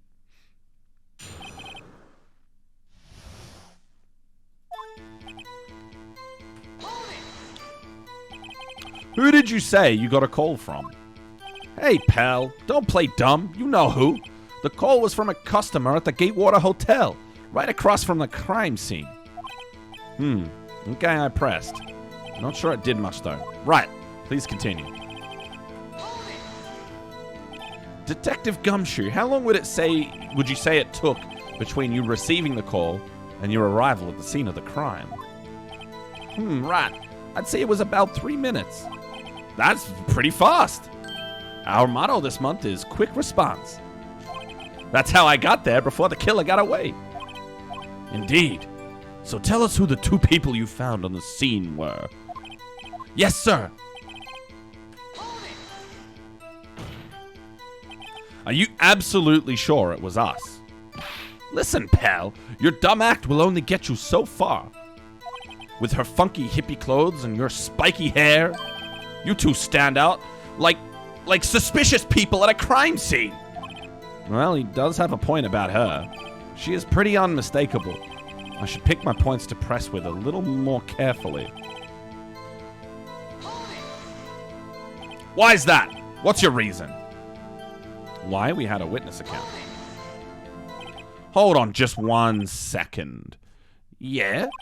If I heard correctly, you said you arrested her because you had hard evidence she did it. Correct? Huh? Did I say that? Me? I heard you say it. You did say it. You said it. Exactly what about this suspicious woman in pink's claim was hard evidence? What? Miss May isn't suspicious, and she sure isn't pink, pal.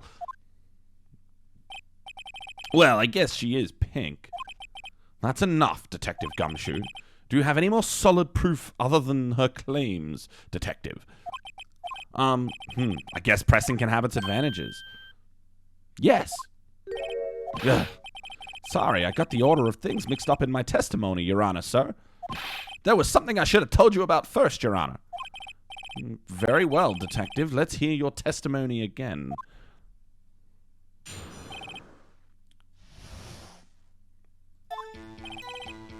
After securing the suspect, I examined the scene of the crime with my very own eyes. I found a memo written on the piece of paper next to the victim's body. On it, the word Maya was written clearly in blood. Lab test results showed that the blood was the victim's. Also, there was blood found on the victim's finger. Before she died, the victim wrote the killer's name.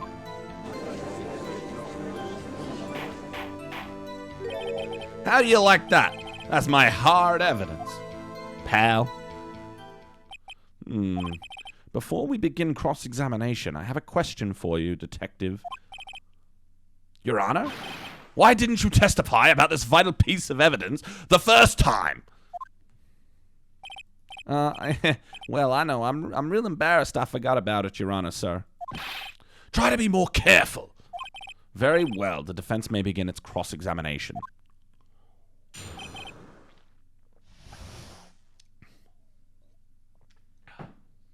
My gumshoe's getting better.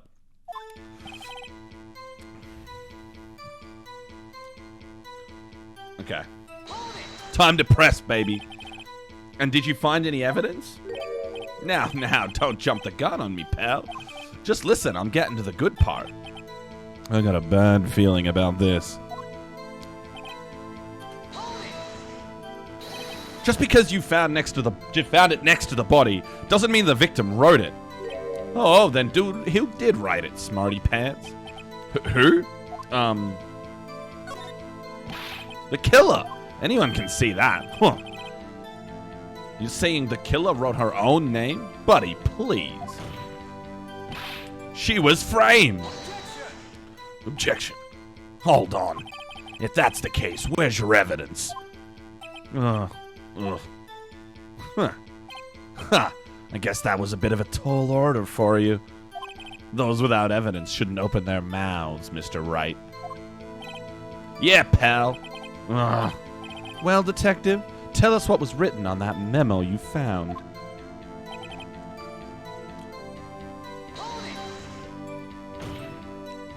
Do you have proof it was Mia who wrote that? Of course I do, pal. Uh-oh, he sounds pretty confident. This might not be good. What kind of tests were these again? Huh? What kind? Well, I hear they take the little bits in the blood, the Hermogoblins? Hermogoblin bobbin? I refuse to testify on this matter, pal. I'm no expert on blood tests. Yes, that was quite clear. You may continue with your testimony. Thanks, pal. I mean, Your Honor, sir. Detective Gumshoe. Yeah? I look forward to your next evaluation. As should you. Uh-oh, I've made Edgeworth British by accident. That was a mess. Right, where was I?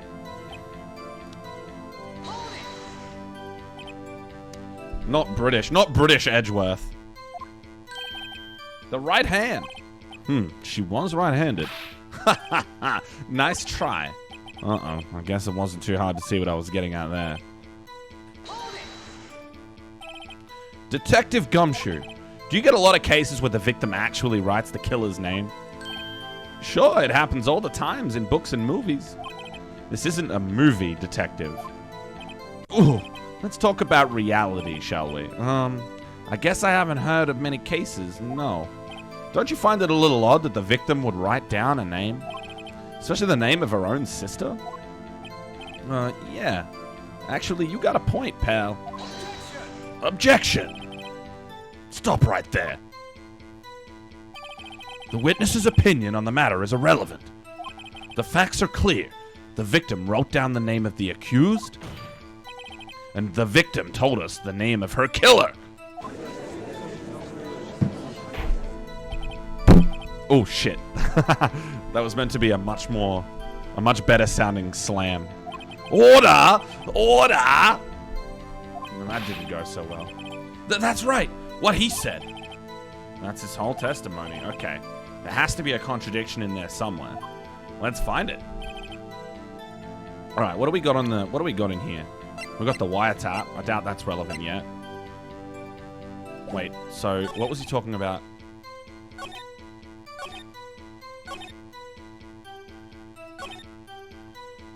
Okay. Do we know what time?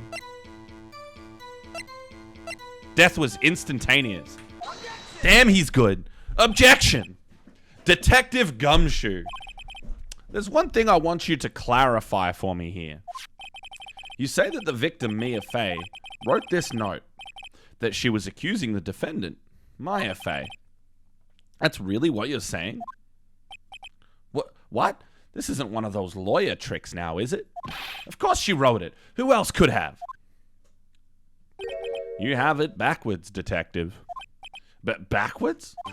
The victim is the only person who absolutely could not have written it. This is a report from your department, detective. Immediate death due to a blow from a blunt object. She died immediately. But no butting your way out of this one, detective.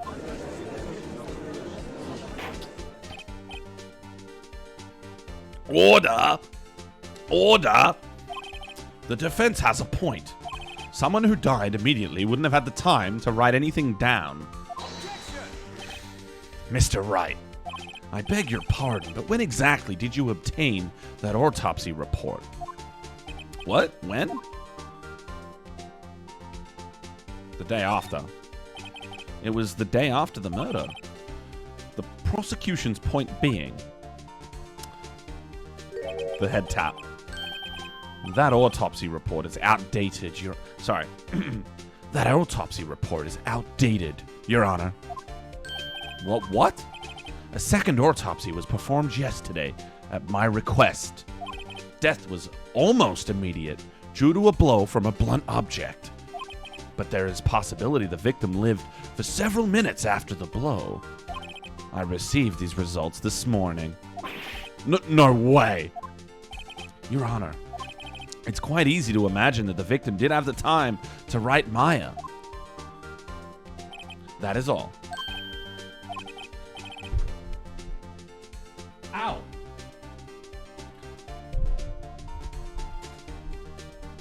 Fuck, I love Edgeworth.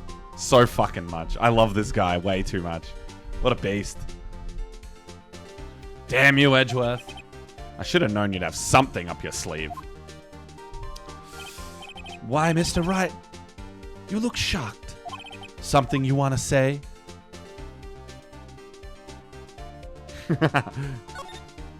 Mr. Edgeworth, I've heard there's nothing you won't do to get your verdict.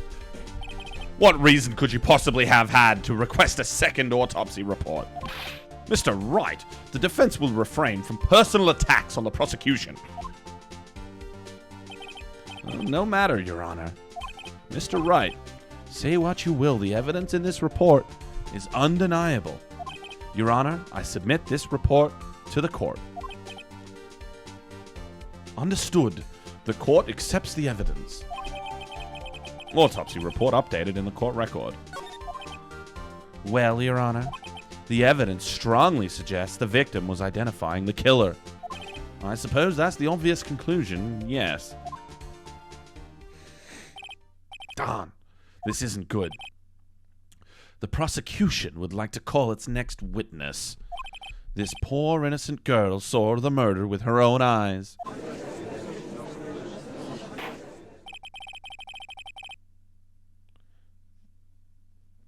Let the witness, Miss April May, take the stand. Exactly what part of her is innocent?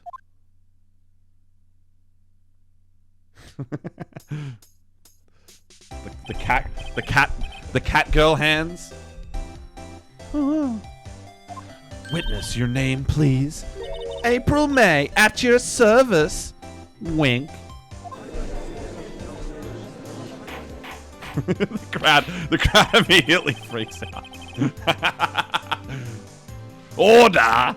An introduction should not require any reaction from the crowd. The witness will refrain from wanton winking. Aw, yes, Your Honor. This is not good. She's already captured the heart of every man in this courtroom. Tell us, where were you on the night of September 5 when the murder occurred? Gee, I was, in my hotel room. Tee-hee. I checked in right after lunch. And this hotel is directly across from the Fay & Co. law offices? That's right, big boy. Please testify to the court about what you saw.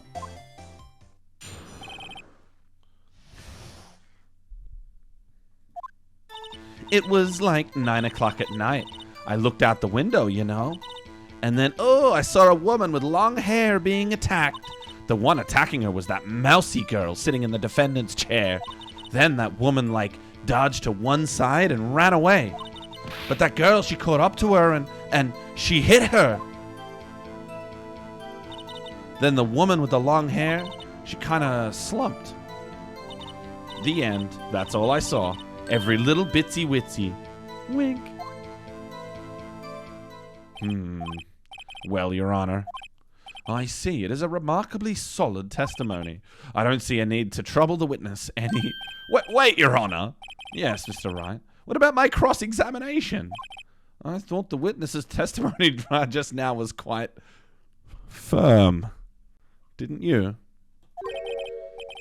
Mr. Wright, I understand you were Miss Mia Fey's understudy, were you not? You must know her techniques well. Her cowardly way of finding tiny faults in perfectly good testimonies.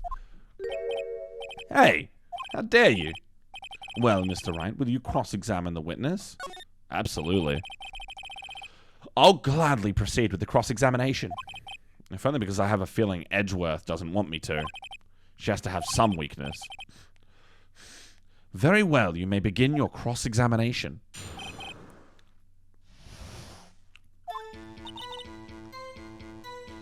Okay, now we press. We press hard. Why did you do that? Huh? Why? Why what? Why did you look out the window? Were you expecting to see something? Oh, well, gee. What, that's it? She can't get out of this question that easily. I sort of, I had a feeling. Well, I have a feeling she's trying to avoid the question. Maybe I should press her a little harder on this one. Let's see how far I can run with this. Surely you must have had a reason to look out your window at that time of night. Mr. Wright, I will not have you badgering my witness. Badgering? You insist on needling her with these trivial questions. I really don't think it should be allowed. Yeah. Stop. Order! Mr. Wright, you have been warned. Poor girl, what about poor me? You looked out the window. What did you see next? And then, ooh, I saw a woman with long hair being attacked. The woman with long hair, was that Mia Fey? Slender, sort of. Well, some people might say pretty if that's your thing. Your thing? And the person attacking her? The mousy girl. How do you know she was the defendant? Huh? Well, you know, she had a girlish physique. Women know these things. Look, I just know, okay? There was only one person at the scene of the crime with a short, girlish figure. The testimony is bulletproof, Your Honor.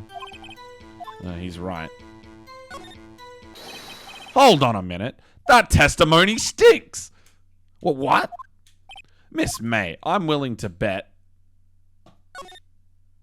Are you telling the truth? Did you really see the defendant? Mr. Wright, what is the meaning of this? Yes, what is the meaning? Somebody tell me, because I'm clueless. About this, I mean.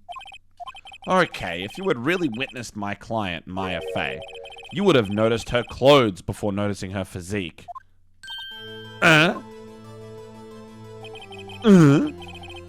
No one wears clothes like this on a daily basis, except her. And I'm no expert on fashion, but her hairdo looks far from normal to me. However, the witness's testimony mentions neither of these things. The testimony is bogus. That's a good word. Good job, Pheonix. That's a good word. But, still, we don't know if she was dressed that way the night of the murder. She was, Your Honor. I saw her. And so did Detective Gumshoe. What do you say to that, Miss May? Rah. What are you trying to say, you mean lawyer? I saw what I saw. I just didn't think about all the trifling little details were necessary, darling. Miss May, the court would like to remind you to please omit nothing in your testimony. I'm sorry, Your Honor. I'll be a good girl. I promise. Your testimony again, if you would. Damn, I almost had her.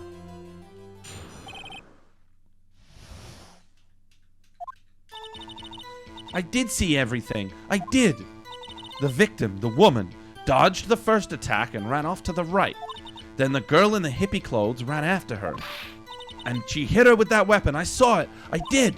That clock, the kind of statue-y clock. The thinker, I think. Well, does the accuracy of my report not startle you? Hee. Well, she's already given up the ghost. Because that's not a clock. I mean, it is a clock, but she can't know that it's a clock. Nobody knows it's a clock. We've been through this. It's only a clock if you, like, give it a good feel, a good touch-up beforehand. Please begin the cross-examination. Okay, hang on. Should I press it first, or should I just go straight for the contradiction? That clock. Hang on. A clock? No, but I have a feeling I'm onto something now. Yeah, cool. So if we hit her with the objection. Miss May, what you said just now was quite revealing. Revealing? Oh, you'd like that, wouldn't you, naughty Mr. Lawyer? You just said this statue of the thinker was a clock. But there's no way of knowing that just by looking at it. Another person in much the same position as you recently called this a clock too. And he was found guilty of murder. Hands on the hips, baby. Order! Order! Miss May, can you explain how you know this was a clock? Oh. Ugh. Objection. The witness saw the murder with her own eyes. That's all that's important here. The defense is trying to confuse the issue with trivial concerns. Yes. Yes, of course. You will now withdraw your question, Mr. Wright. Objection. But questions are all I have, Your Honor. And as you may recall, I've caught murderers with these questions before. Well, only once. Objection sustained. You may continue to question the witness. Whew, that was close. If he stopped me there, this trial would have been over. Huh? What? So what happens now? What happens now is you answer my question. How did you know it was a clock? What? That's because I heard it? Yeah, I heard it say the time. So you've been to the law offices of Pheonix. No. Hey, I didn't say that. Why would I go there? I heard it from my hotel room. Hee. The law offices of Pheonix, where the murder took place, is very close to the hotel. She could have easily heard the clock. Well, Mr. Wright, are you satisfied? No, Your Honor. I can't give up now. I'm not satisfied. Because it couldn't have rung. Your Honor, members of the court, it is inconceivable that the clock in question rang. That clock is missing its clockwork. How could you possibly just take a look right now? Oh, see anything interesting, Your Honor? It is as the defense says. This clock is missing its clockwork. It's quite empty. Mr. Wright, would you care to explain to the court the meaning of this? It is as you can see. The clock was empty. It couldn't have rung. Therefore, this witness is a big, fat liar. Fat? Well, Miss May? Tusk. Quite a show you've put on for us, Mr. Wright. He knew the clock was empty. Somehow, he knew. I'm afraid you've forgotten one thing. However, indeed, the clock is empty, as you say. It can't ring.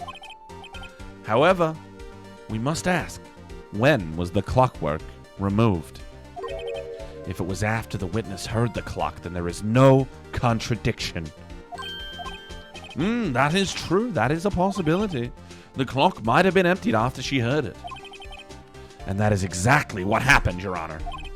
Well, Mr. Wright, can you prove when the clockwork was removed?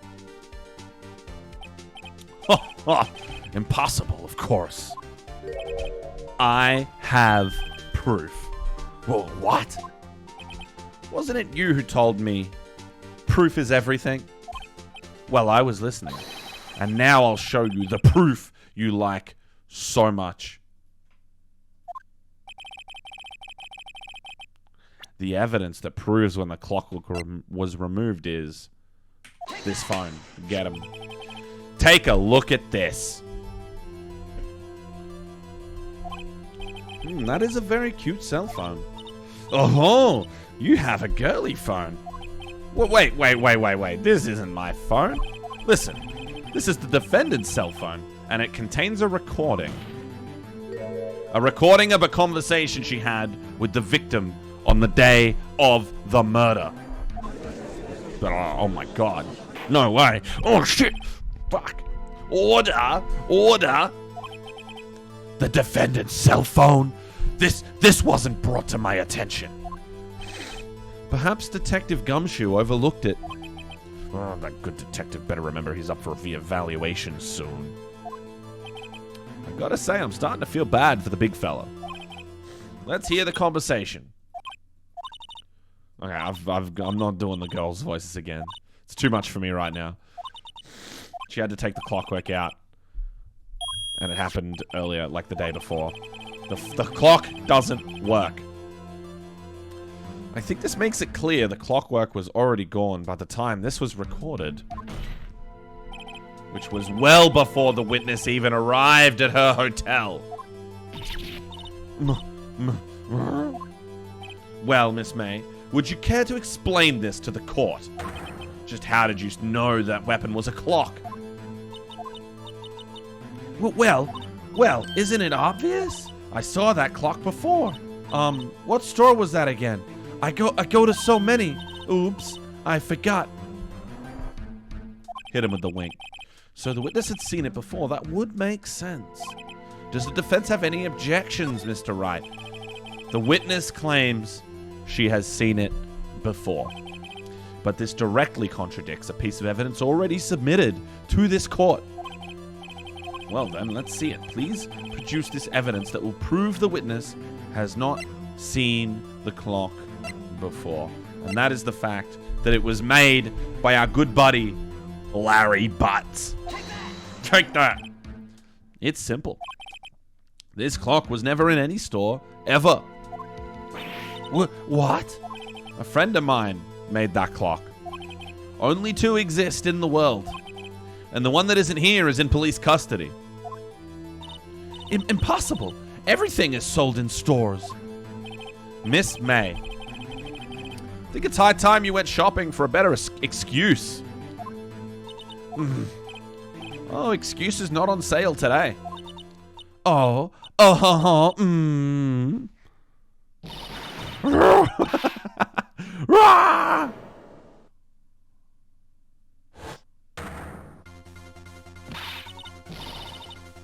What's it to you, porcupine head? That stupid clock doesn't matter, okay? She did it, and she should die for it. Die! Die! Whoa, let's not get ahead of ourselves. This is a court of law, and the witness will remain calm. Oh, silly me. Did I, lose it? I guess I did. Oh, scary. Miss May, let me ask. Tell me, how did you know the weapon was a clock? Oh dear. Does the defense have an opinion on this behavior? Okay, this is it. Yes, Your Honor. Allow me to explain how I see the truth of the matter. Miss April May, you knew the weapon was a clock. Because she's not the murderer. No way. The witness had never held the clock in her hand. However, she had heard that it was a clock. She heard. That is correct, Your Honor. There is no other way she could have known that the thinker was a clock. And I can show you the proof. Well, this is interesting. Let's see it then. Show me evidence proving that the witness had heard the murder weapon was a clock. Oh, hello, Ronaldo the Gamer Boy. Thank you for following. Appreciate you. Hope you're enjoying the cringe. She has the wiretap. Have a look at this. That. I found this in Miss May's room. Mr. Wright, please explain to the court what this is. Miss April May, you were tapping the victim, Miss Maya Faye's phone, were you not? Oh. Your Honor, this is irrelevant. I'm not sure that it is. Objection overruled. It troubles me that our witness was in possession of a wiretap. This is outrageous. Does the defense truly claim that the witness was tapping her phone? Absolutely. Even if that was the case, which it's not, you still have to prove one thing. Did the victim ever say that the weapon was a clock on the phone? Can you prove that? I think not. Oh yeah, I think I can. It's simple. What? Here's my proof. The proof that the victim said on the phone that the weapon was a clock is, and I believe it's in this, it's a clock. It literally says it's a clock. Get owned. Get owned. Get owned. I present the defendant's cell phone. Yes, we've seen that. Listen once more to the conversation between the defendant and the victim. Bip. Mia! What's up? Oh, I'm not doing the girl's voices again. Anyway, she says it's a clock. It's a clock. It's a clock. It's made to look like the thinker. It's the clock. Miss April May, you used a wiretap to listen to this conversation. That's how you knew the thinker was a clock. Am I wrong? Your Honor, this is ridiculous. Your Honor, look at the witness's face. Does she seem amused to you? The defense demands an answer.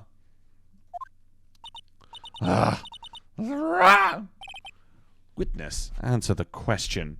Did you tap her phone? Miss May. Shut up, all of you. What gives you the right to talk to me like that? You lawyer.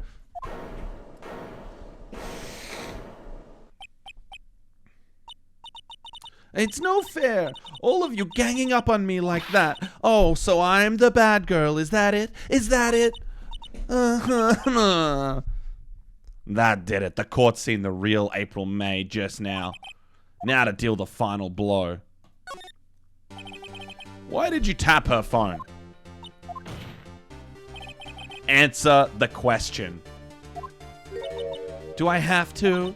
Isn't this a murder trial? Isn't tippity-tapping, irrelevant? Ugh, she's saying exactly what Edgeworth wants her to say. Miss May, you were tapping the victim's phone. I hardly call that irrelevant. While this court does not condone the defense's tone of voice, he has a point. Well, Miss May, do you have an explanation for the court? Can you prove you have nothing to do with this murder, even though you tapped her phone? Ha! I'd like to see her pull that off. Mr. Lawyer, I saw that evil, evil grin. You were probably thinking, I'd like to see her pull that off, weren't you? Damn, she's good. Well, you're not the first man who's thought that. And of course, I can, and I will. You can't be serious. No way. Way, I say. Way. Oh, and I assure you I'm serious, Mr. Lawyer. Okay, so the killing happened around 9 o'clock at night. Why, that's just when I was getting room service from that sweet bellboy. Room service? Iced coffee, I believe it was. Iced coffee, you know, like normal coffee, but cold. If you don't drink it quick, the ice melts, and then you have regular cold coffee. Iced coffee? Think I'm making this up? Ask the bellboy. Wink. Ergo, the witness was not on the scene at the time of the murder.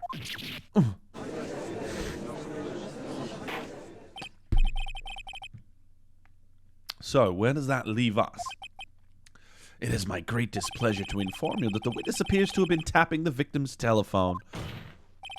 However, that is a separate crime with no bearing on the current case whatsoever. Her testimony stands. She saw the defendant, Maya Fey, commit murder. No, they're gonna just let her walk away. There's no way I can win this unless I tie Miss May to the murder somehow. Well, does the defense have anything to say?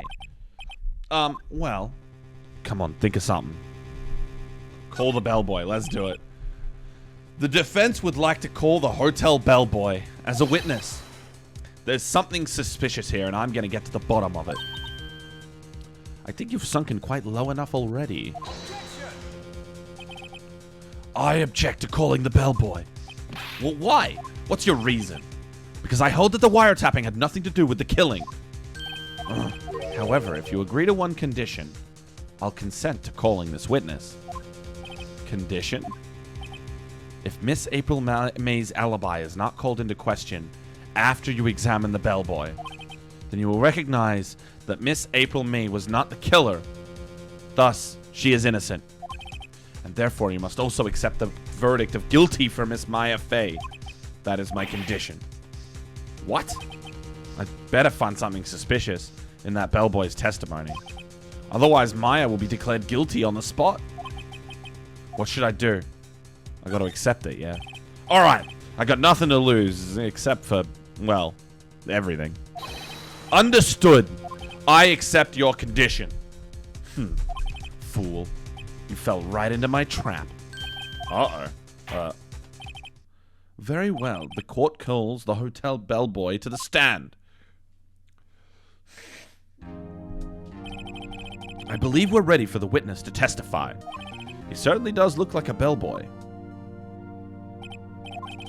Yes, sir, I believe I received your summons in the middle of work, sir. I'm happy to be of service. That tea set looks rather heavy, so without further ado, the witness may begin his testimony. Very good, sir. Am I even allowed to press him? I am the head bellboy at the fine Gatewater Hotel, in business for 4 generations. I believe I received a call after 8 o'clock in the evening from our guest, Miss May. She asked me for an iced coffee to be brought in to her at 9 o'clock on the dot, sir. I brought it to her at precisely the requested time, of course, and I delivered the iced coffee to our guest, Miss May herself. I see. The defense may now begin its cross-examination. Right, I'm ready. I hope. This is it. If I can't prove Miss May was involved with the murderer now, Maya will be finished. Now, do I press him? Am I even allowed to press him?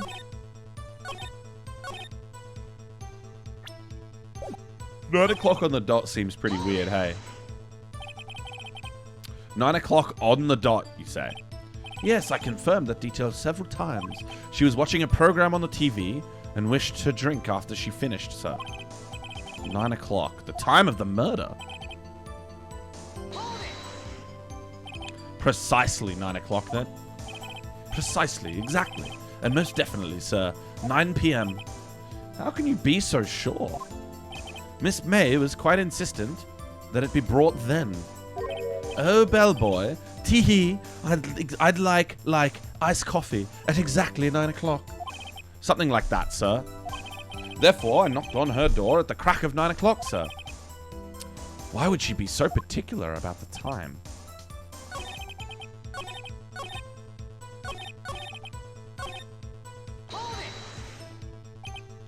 Are you sure it was Miss April May herself? Absolutely, sir. Absolutely? Yes, sir. As in, so very absolutely, sir. It's an endearing mannerism of mine. How come you're so very certain? Well, when I brought the room service, sir, the guest, favored me with, an embarrasser, sir. Embarrasser? Is that French for embrace? It's French for kiss, sir. But not a French kiss, sir. More like a peck on the cheek. Why would she have done that? I believe perhaps she was momentarily swayed by my prim demeanor, sir. It was a moment I shall never ever forget, sir. Sounds pretty fishy to me. I think our Miss May was up to something and wanted the bellboy to remember her. It's no good. There's nothing there. Is that it? Finally, you understand. This bellboy has absolutely no reason to lie. Now, if you have any decency, you will end this rather tedious cross-examination here.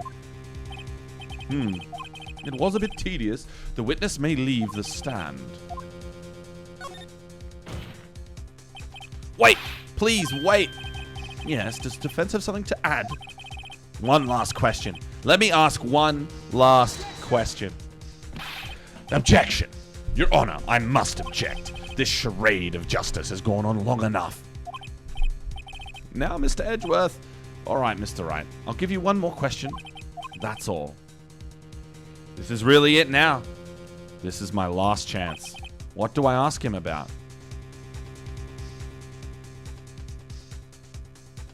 I'm going to save here because I don't want to get fucked. And I've done everything correctly up to this point. This is a bit of save scumming. So ask about room service. Tell me again about room service. Again, sir, at exactly 9 o'clock, I delivered room service to Miss May in room 303. The guest had requested iced coffee. $18 was the charge, as I recall. I see. $18? Doesn't that seem a bit expensive? Yes, well, iced coffee for 2, you know. And we don't skimp on the ice, sir. What did he say? What did you say? Rather quite. Bellboy, tell us the truth now. was someone else staying in Miss May's room. Objection. I object. That was objectionable. Objection overruled. The witness will answer the question. Yes, you see. I see. Why did you not mention this in your testimony? Well, sir, you didn't ask. Nice try. That's the sort of thing you're normally supposed to mention. Yes, quite, indeed. It was the good barrister there, Mr. Edgeworth, who... Ooh. He asked me not to mention it if I wasn't specifically asked, sir. Ooh! You fool! I've done it! I've won. Miss April May checked into a twin room with a man, correct? Yes, sir. Then when you brought that room service, you didn't see that man in the room? That's right, sir. Your Honor, we have just learned of another person involved who may have been the murderer. In light of this new fact, I hold that it's impossible to judge the defendant. Wouldn't you agree, Mr. Edgeworth? And who, Mr. Wright, who is this other person? Simple. It was the man with Miss May. That's very non-specific. The man who checked in with Miss May. Ooh! Your Honor, as has been previously revealed, Miss April May was tapping the victim's phone. Yet Miss May herself has an alibi at the time of the murder. However, that does not clear the man that was with her. The bellboy saw no one else in the room at the time of the murder. What a convenient little setup, but it's too late. Too late? I suppose you'd like it if it was too late, wouldn't you? After all, it was you who hid the presence of this other man from this court. Ugh. Upstart, amateur. These accusations are ludicrous. Enough. The court acknowledges the defense's argument. I expect the prosecution and defense to look into this matter fully. Am I understood? Yes. Yes, Your Honor. That is all today for the trial of Maya Fey. Court is adjourned. I need a gavel. I can't do this without a real gavel. It feels fake. Defendant lobby number 1. Mr. Wright, you were amazing in there. Really? I think I might be your newest fan. Oh, I was just doing my job, you know. Then again, that other attorney was pretty cool too. Huh? That face of his, with his eyes wide and trembling lips, it sent shivers up my spine. If you say so. So what happens with me? Do I get to go home now? Well, no, I don't think so. Not yet. Oh, I see. But I got a great lead in today's trial. A lead? That man with Miss May. He's the key. Oh, I get it. What happened to Miss May after that anyway? I heard they arrested her. I guess she's learning her charms won't work everywhere. She's probably at the detention center now. I may have to go down there later. Anyway, this case is far from closed. Yes, sir. I'm gonna find out more about this man. Do you think he was the one who... Maybe so. Sis. Don't worry. I'll find him by tomorrow. I promise. I'm counting on you. Alright, I need a cigarette. I've been going hard. This is killing my voice. I asked for a full record of April May's testimony. I thought it might come in handy during the trial tomorrow. But now that I have it, I'm not so sure. Most of her testimony was all lies. In fact, there's only one part that hasn't been stricken from the record. I don't know how much good this will do me at all now. Anyway, time to do the pavement. Time to hit the pavement and do some investigating.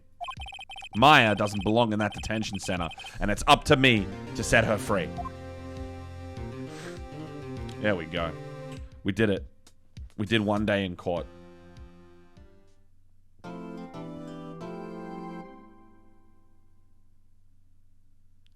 Alright, I'm going to save it, and then I'm going to go and have a cigarette. I'll put you back on the starting soon screen. You can enjoy the tunes. go to here. There we go. I'll be back.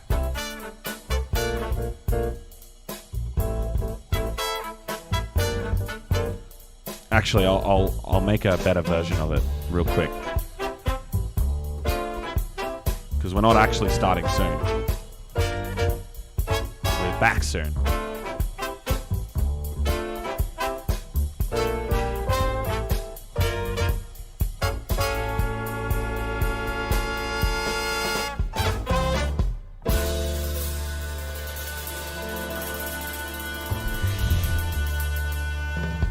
Hang on.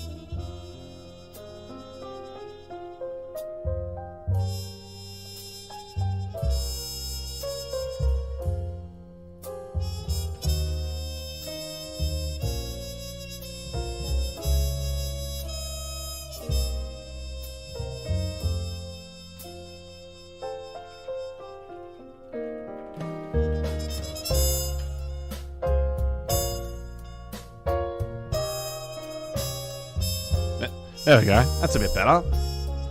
Damn. Can't believe I've gotten good at Photoshop. Anyway, I'll be back. I'll be back in a minute.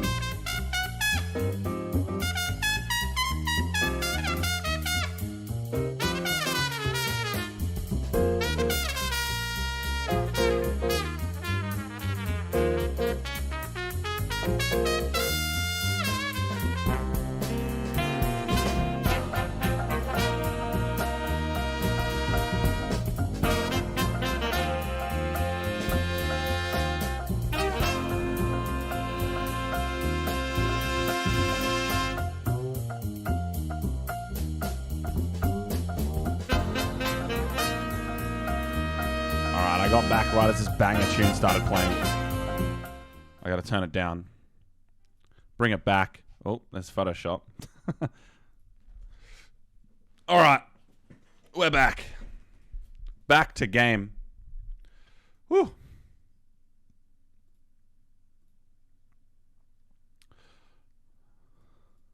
Alright.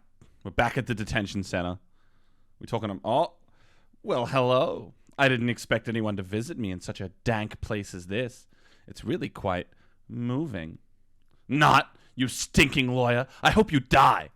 Have you come to laugh? Yes, laugh at the fallen Miss May. No, not really. There's something I wanted to ask. Unfortunately, there is nothing I want to be asked. Haven't you done enough questioning, you spiky head? Here we go again. Please, you're scaring the security guard. So, what is it you wish to ask of me then? For starters, how did you get to be so totally whacked? About the man who stayed with you in your hotel room. Can you tell me about him? Where is he? Come on. No way, Jose. Maybe if I had something to get her to talk. Why did you place a wiretap on Mia's phone? When you see it like that, it sounds so cold, so criminal. Tapping people's phones is a crime, Miss May. Oh, and I suppose you learned that in lawyer school, Creep. This woman is impossible to talk to. Say, why are you so angry? Why are you so angry? I mean, you don't look like a bad person. Oh, that does it. Bottom-feeding, some scum-sucking lawyer. Bottom? I can't tell. Does she have a thing against lawyers? Or just against me? She's mad. What if I ask her about the testimony? Hey, guess what? Actually, I really hate your guts, so get lost because, well, I'm not cooperating. Thanks, I noticed.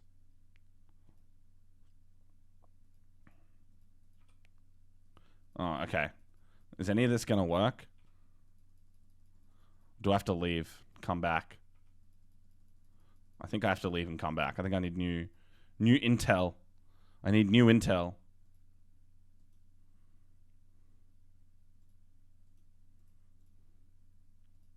All right. We check out the hotel again. Welcome, sir. Quite the performance today, if I dare say so myself. Oh, thanks.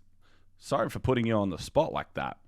No, not at all, sir. Your efforts today can only help the Gatewaters rep, as they say. Huh? Rep? Yes, our reputation will swell as the hotel where the murderer used a wiretap. We can charge a premium for the room, of course. It will be great for business, sir. Oh, whoa, Miss May hasn't been charged with murder. I, too, will become famous. The bellboy who brought the murderer iced coffee. Why do I feel like we're both stuck in the same bad dream? Sir, you are our honest guest. Please let me know if there's anything I can bring you. Just talk. Let's just talk. About Miss May. Oh, her, sir, not to boast, but I knew the moment I saw her. She'd do it, I said. Do what? I'm starting to think the most suspicious person here is this guy. I wanted to ask you about the man who was with Miss May. Yes, he struck me as a real lady killer, if you'll pardon the expression. I knew it from the moment I saw him, sir. He and I are of the same ilk. We both carry the scent of danger. There we are in total agreement, Mr. Psycho Bellboy. If you had a photo of that man, I'm quite sure I could identify him. A photo? Could you tell me about this hotel? Absolutely, and on that subject, I have an excellent idea, sir. Currently, this hotel is known as the Gatewater. I propose that we add a subtitle. A subtitle? The Gatewater Hotel, Murder Manor. Well, what do you think? Sounds great. Whatever floats your tea set. He wants a picture of the murderer, but... I'm sorry, all I could think about during the trial was the hotel. I wasn't paying much attention to the evidence. Okay, well, he's not that helpful. Wait, what if I continue? Wait. If I re-examine this. A bottle and 2 glasses rest on the table. Why hasn't he cleaned these up by now? I beg your pardon, sir, but if you could please refrain from touching those. It's part of the decor. I call it the last drink before murder. We'll be famous. The talk of the hotel industry. Huh? There's still a screwdriver stuck in that drawer. Please leave that as it is, sir. That's the drawer of terror, hiding place of the murderer's wiretap. It's set to become one of the most popular attractions here. This guy's serious. I don't believe it. A still scene painting. Wait, should that be still life? Whatever. One of those is hanging on the wall. A vase, as expected. I'm not good with flower names, except maybe tulips and sunflowers. Nice weather again today. I can see the Fay & Co. law offices, of course. Yes, we plan to install a telescope in that window, of course. Just $5 will earn you 3 minutes of a view to kill. Just kidding, sir. By that look in his eyes, I'd say he was more than serious. Okay, there's nothing here. There's nothing here. I don't think. Is Grossberg... Oh, the painting's gone. Ooh, the plot thickens. I just realized the game was muted that whole time. Amazing. Looks like Grossberg is out today again. Maybe he's avoiding me for some reason. Oh, there's a picture. Wait a second. Wasn't there a giant painting hanging on that wall? Yeah, it was a painting of... I have no fucking idea. None of those things. It was fucking Steve Irwin. What's this? Old photos? There are 2 lying here. Something's been written in pencil on the backs. DL6 incident, Exhibit A. DL6 incident, Exhibit B. Let's take a look at these. I'm sure I've seen this person somewhere. Perhaps I'll borrow this photo. I'm sure no one will miss just one little photo, and it might be a valuable clue. I'll take it for now. A photo lies on the desk. Maybe I should switch it with the one I took. I think old mate... This is the guy. This is definitely the guy. This is the guy. We don't like this guy. We're not a fan of this guy. Don't like this guy much at all. If we go back here, and we show old mate a photo... Take a look at this photo. Oh, that's him, detective. I'm the lawyer. Oh, I know that. I just wanted to say detective once. You know how it is. No, I don't. Without a doubt, that is the man who checked in with the Miss April May. How about I write an affidavit swearing that that's him? An affidavit? This guy is way too excited about this. Well, sure, why not? Yes! I've always wanted to write an affidavit, sir. From henceforth, I will be known as the bellboy who swore the affidavit. Just hurry up and write it. Bellboy's affidavit added to the court record. Not even Miss May can play dumb to this. Okay. If we go back. You again? Can't you take a hint and stay gone?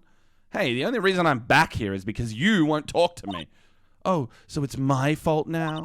You don't have spiky hair, you also have a spiky heart. That does it. When this case is done, I'm shaving my head. Have a look at this. Look, I've said several times I'm not telling you. Where did you... Aha, reaction. This is him, isn't it? What? Who? When? Why? It is him. This is the man who stayed in your hotel room the night of the murder. No, that's not right. Nice try, Miss Cooperative. Do you have proof that was him? Yeah, proof. Show me proof. I'm so close. I do have proof. Get owned. Get owned. Could you have a look at this? What's that? The bellboy's affidavit. It tells us everything he saw. Such as the man you checked in with. Who was most definitely this guy. Now I'm getting somewhere. No use playing dumb. If indeed that's an act. If you don't talk, I'm taking this info to the press. What? Even though he should have been witness to the murder, your little friend was missing. I'm sure the press would have had to have field day with his reputation. Oh, fine. I'll talk. You win, lawyer. Yes. Man, that felt good. It's great to be alive. I agree, Pheonix. Why are you pumping your fists in the air? Now, tell me about the man you were with. That man, he's my boss. Wright, the president of the information gathering conglomerate, Blue Corp. Red what? Information gathering? Well, I suppose you could call it a detective agency. So this is the man that was with you on the night of the murder. I'm scared to talk. I don't want to end up like her. It's okay. I'll just ask Mr. White himself. Can you tell me where Blue Corp is located?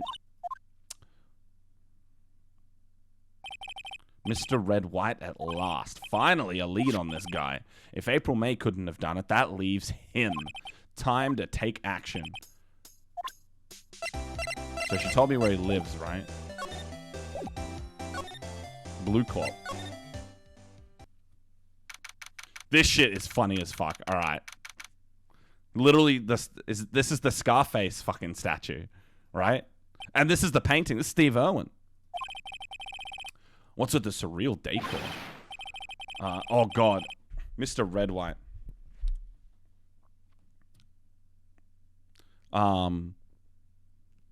Welcome. Please furnish me with the title of your personage. What the? Your name. What's your name? I was just inquirably asking the title that you go by. Right. Pheonix Wright. Inquirably? Mr. Wright, is it? Right, I see. Splendiferous. Perhaps I have intimidated you with my giantesque vocabulary. What is this guy's problem? I'm Red White, CEO of Blue Corp. You know, corporate expansion official. My business dealings bring me into contact with the elite of the elite. So I'm afraid I am not used to conversing with the wordily challenged. What a fruitcake. Let me guess. You are an attorney fresh out of law school, are you not? That's the only explanation for why you would come to meet me like this. What does he mean by that? No matter. So, what business does a mighty lawyer have with a man such as myself? Yipes, this guy's arrogance meter is off the scale. Miss May is an employee of Blue Corp, is she not? Correct. She was my secretariat. What a shock it was to hear what she has done. What she has done? You mean the wiretap? Indeed! She is paid to answer phones. Tapping them is not in her job description. She does gather information for us as part of her duties, but I assure you we do not condone illegal methods. It is ineffable that she would do this. It sounds like he's trying to turn Miss May into a scapegoat. On the night of the murder, were you in April May's hotel room? Who can say? I seldom pay attention to mundane details, such as time and place. My motto is, don't worry, be happy. Still, Mr. White. The hotel bellboy has stated on the record that he does remember you very clearly. No matter. The bellboy can say what he pleases. I still won't talk to you. If you want me to speak, put me on the witness stand. Although I doubt you'd be capable of doing that.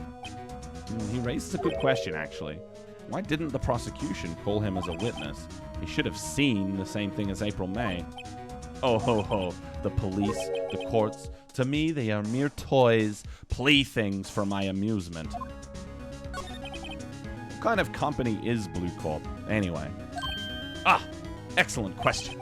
We buy and sell various kinds of information. We are a company of the future, you might say. We are the future.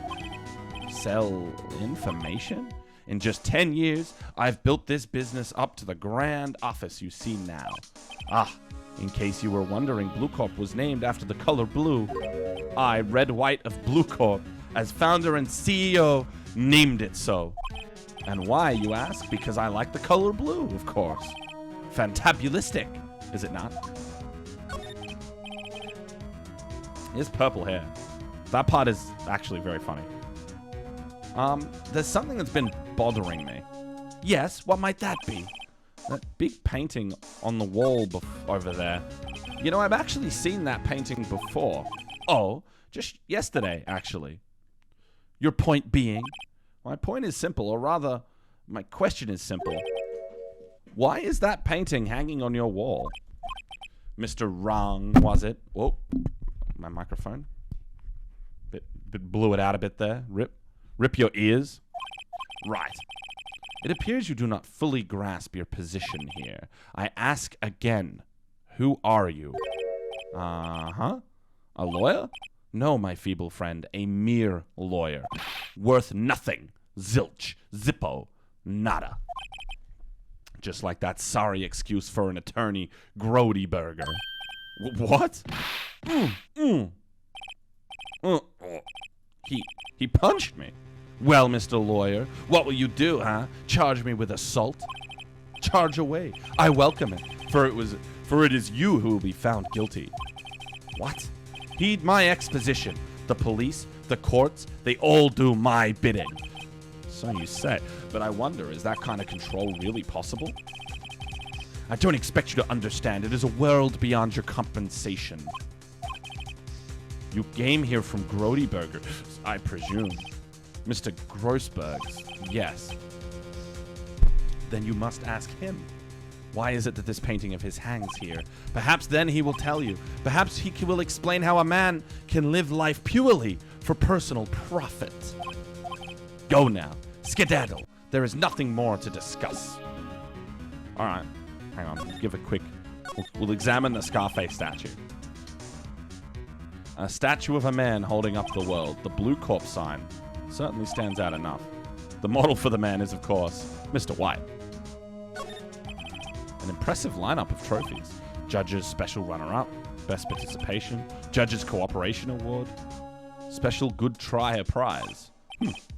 The words judges and special kind of stand up. He probably strong-armed them into giving him something. This painting was, until yesterday, hanging in Mr. Grossberg's office. Why does White have it now? It's not hard to imagine a few possibilities.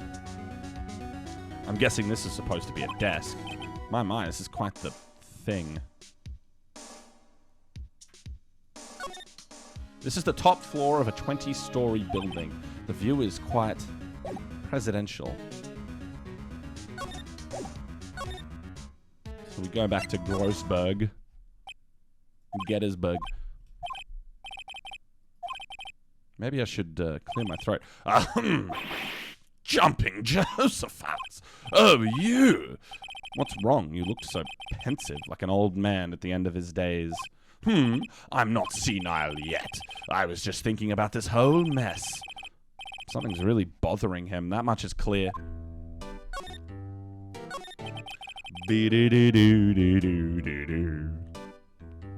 Mama. So you came to see the trial? Yes, I did. Something was bothering me all last night, you see. Couldn't get a wink of sleep. Really? What was that? Well, you see, it's just Mia's sister, that poor girl. My boy, I owe you my thanks, truly. I don't know what I would have done if things had gone poorly for the girl. I asked before, but why did you refuse her request for defense? I think I have a right to know. A right, Mr. Wright? No, I'm sorry. It's just I need more time to think about it, my boy. He does seem troubled about something. I'm starting to have a feeling I know what it is. So, I paid Blue Corp a visit. Oh, I see. Mr. Grossberg, I have to admit, something has been bothering me. Oh, what is it? Well, out with it, my boy. You see, it's just... Mr. Grossberg's, there was a giant painting hanging right there the other day, was it not? The one you said you had no intention of parting with. Well, I saw it today. It was in the CEO's office at Blue Corp, Red White's office. So, you noticed, I suppose. I should have guessed you would. It is a rather large painting. Mr. Grossberg, I know you and Mr. White are connected somehow. Connected, you say? Yes, and I know what it is. You're lovers? I should have done that. Ah, shit. I missed out on the good option. Mr. White has something on you, doesn't he? Blackmail? I think that painting is fairly gaudy proof. Very well, this may be the chance I've been waiting for. Maybe it's time to get this off my chest so I can finally rest easy again. After all, you were Mia's understudy. Perhaps it was fate.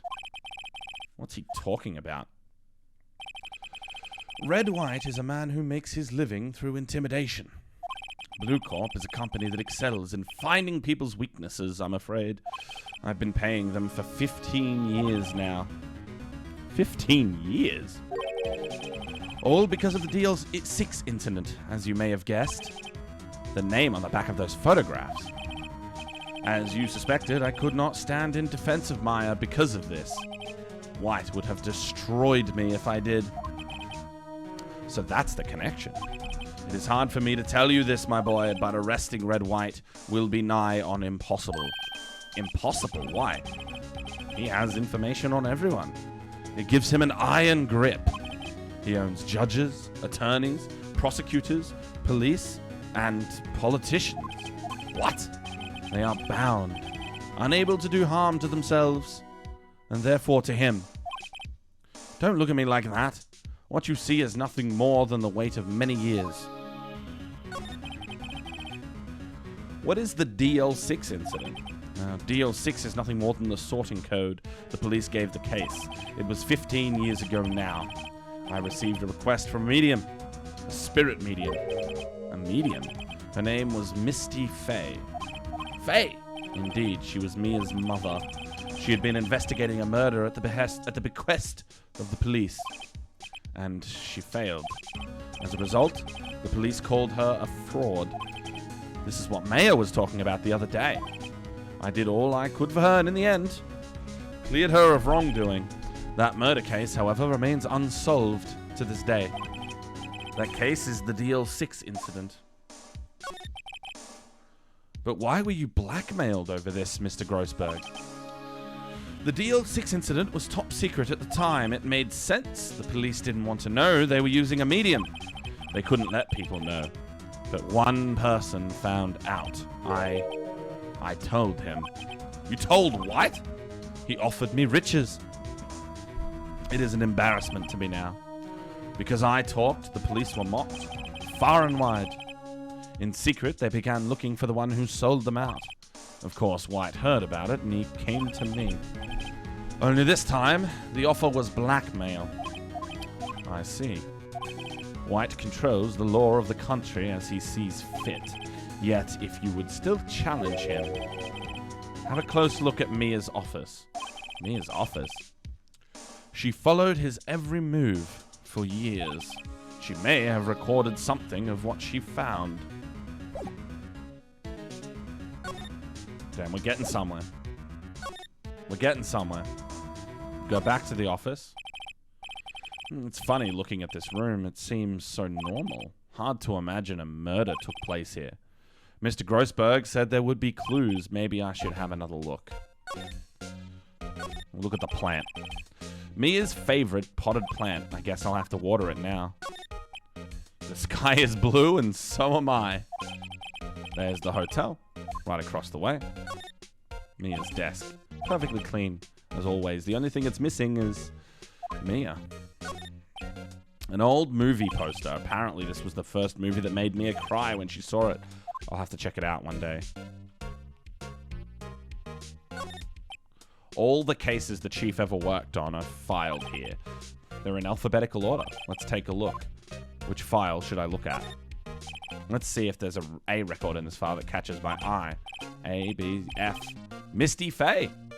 That's Mia and Maya's mother. Should I take a look?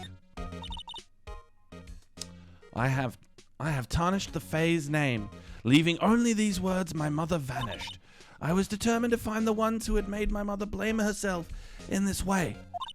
Using the power that runs in my family, I held an audience with the dead. Finally, the names of 2 men surfaced. One was Marvin Grossberg, a lawyer who sold my mother's information for riches. The other was the man who sold that information to the press. This parasite who makes his fortune on threats and coercion. His name is... the record stops there.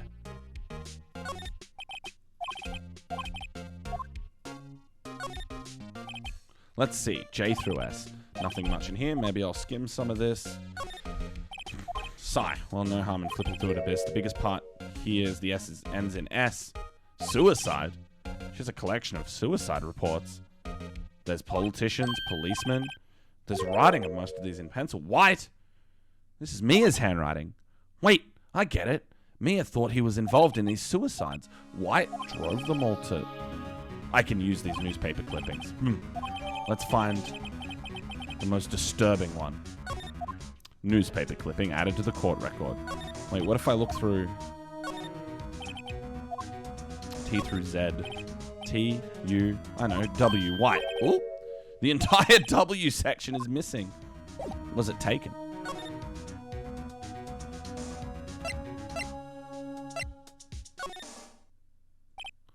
Well, aren't you persistent? Sorry, but there's something I have to ask you.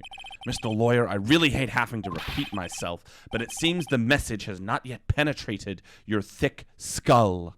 Stop bothering me. If you try my patience further, I feel a nasty accident may occur. Do I make myself clear? Transparent. Okay, so if I hit him with the... What happened? Mr. White. See this? It's an article describing the suicide of a politician. He was embezzling secret government funds. Then one day, word got leaked to the press. The very next day, he took his own life. And this concerns me how I found this article in Mia's office. Miss Mia? She had a file filled with articles like this. Every one of them was labeled with a single word. White. Mr. White, I know what you did to this politician. You were blackmailing him. Blackmail? Not just him either. You were threatening and coercing hundreds of others. You were involved in all of the suicide cases that Mia investigated. This company is built on blackmail. I'm right, aren't I? What a bizarre accusation. Mr. Wrong. What is it that you should be doing now? Investigating me? No, no, no, I think not. You should be searching for the one who killed Miss Mia. Secretary's office, hello. Mr. Wrong will be leaving now. Yes, sir, I'll send someone right away. Wait a second, Mr. White. You're wrong, Mr. White.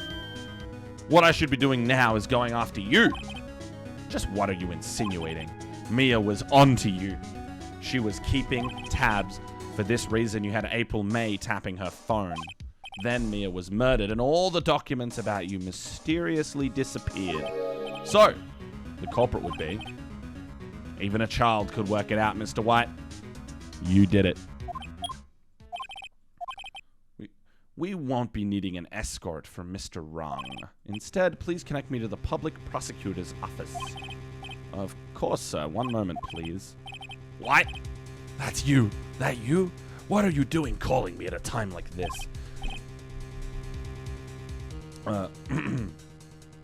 Hello? Chief Prosecutor?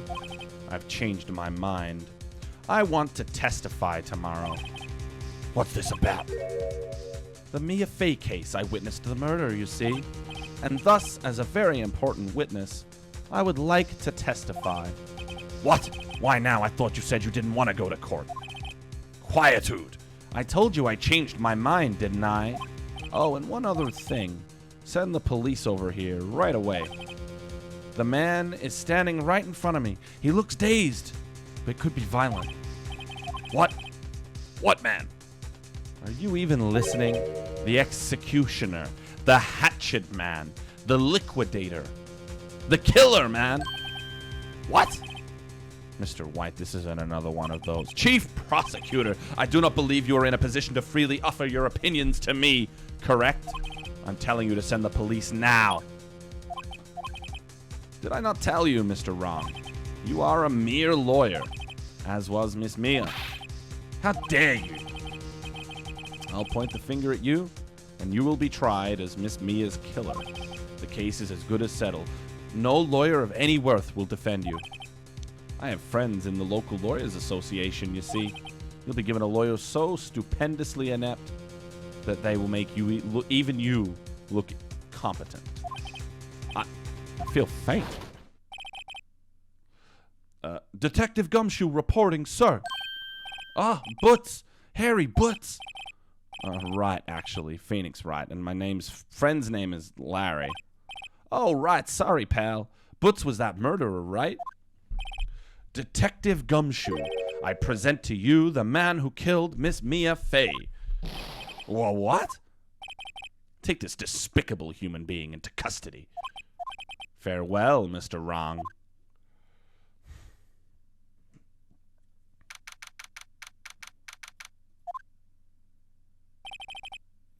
I can't believe it's only been a day since the first trial. My trial begins tomorrow. Wright's gonna set a trap for me. And the prosecution will be in on it, of course. Edgeworth included. An attorney was assigned to me by the state yesterday. I refused. I had an idea. Oh, Maya. Great. They let you out of detention. Just now, yes. It's all thanks to you. Huh. Now I'm afraid we've switched places. What? You mean you... I explained what had happened to Maya. I don't believe it. How many people does that man need to destroy before he's satisfied? My mother, my sister, and now you. This has gone too far. Mr. Wright, please tell me, is there anything I can do? Well, defend me in court. Let's do it. All right. You can be my defense lawyer tomorrow. All right. Huh? Leave it to me. I am Mia's sister after all. Lawyership runs in our blood. Wasn't it ghost powers that ran in your blood? I'd better run to the bookstore and pick up a copy of Law for Rookies. Wait. What? I'm kidding. It was a joke. No way. No, really, I was kidding, but thanks. It's good to know you're on my side. And there really isn't anything you can do for me anyway. But I can't just sit here and do nothing. I've got to give that man a piece of my mind. Just a piece? Okay, then come to the trial tomorrow. Okay, I'll be there. I'll show them a thing or two. All right. Are we going to trial? Times may change, yet with crime, it's the same old story. In fact, it's gotten worse. Lengthy court proceedings are no longer realistic. Beginning a few years ago, a limit of 3 days was put on initial court trials. Almost all finished in a day. Most with a guilty verdict. I never thought I would end up in the defendant's chair myself for this case, with the true culprit appearing as the star witness. This is it. Tomorrow, it's me or him. To be continued. My voice is getting absolutely shot. This is hard. This is hard to do for a long time. Good Lord. I don't know if I can... I'm struggling.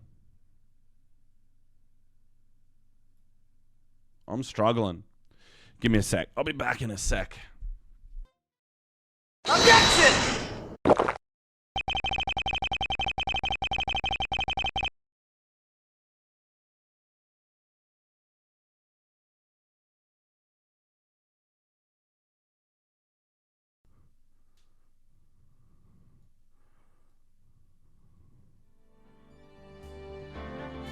Hello, gamers. Welcome to the Pheonix Wright Variety Hour.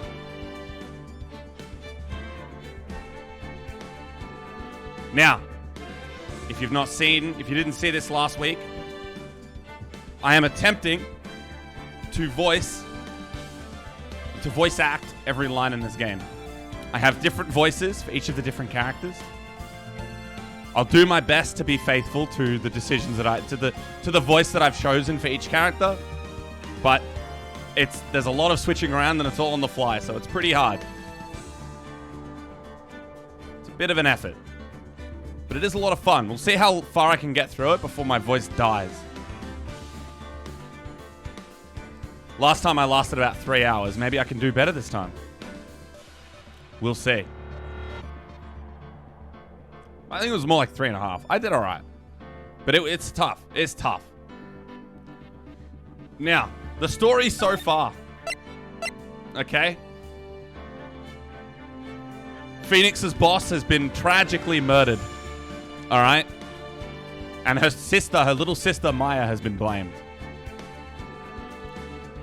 Upon some investigation, and obviously committing to being Maya's defense attorney, Pheonix discovered that an interesting group of people were actually monitoring the room that his boss was murdered in. There was a wiretap, and somebody had a view from a hotel across the road where they could see directly into the office. They were watching Pheonix's boss, Mia.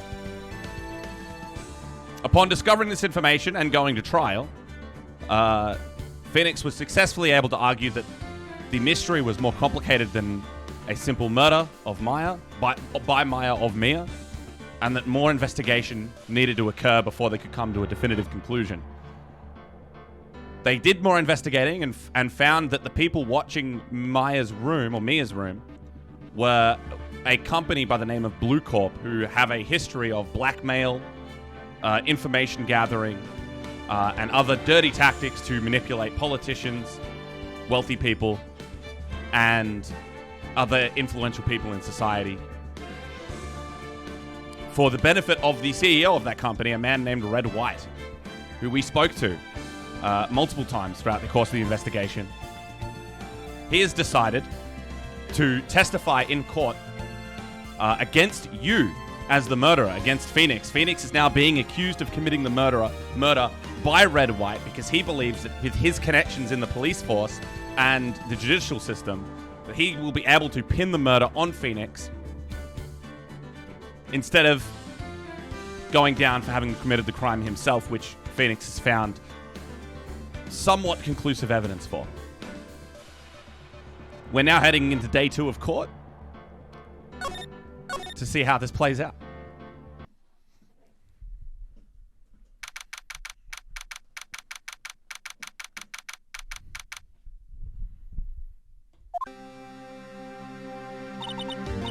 Okay, my voice for Mia is awful, and I apologize in advance, but I'm doing my best.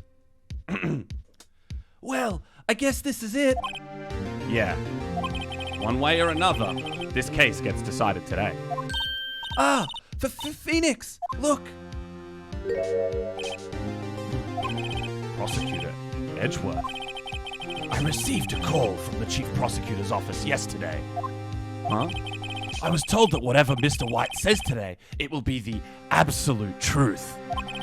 No matter how you try to attack his testimony, if I raise an objection, I have it on good faith that the judge will listen to me. What, does White have the judge in his pocket too? So, you're saying I'm gonna be guilty? End of story. I will do anything to get my verdict, Mr. Wright. Anything. Why? Why? How can you torment an innocent person like this? Innocent? How can we know that? The guilty will always lie to avoid being found out. There's no way to tell who is guilty and who is innocent. All that I can hope to do is get every defendant declared guilty. So I make that my policy. Edgeworth, you've changed. Pheonix? You know him? Don't expect any special treatment, Pheonix Wright. Pheonix? Well, court will be starting soon. What? But wait, your defense attorney isn't even here yet. They're not... I'll be defending myself. What? Okay, let's do this. Alright, here we go. We're gaming. We're gaming.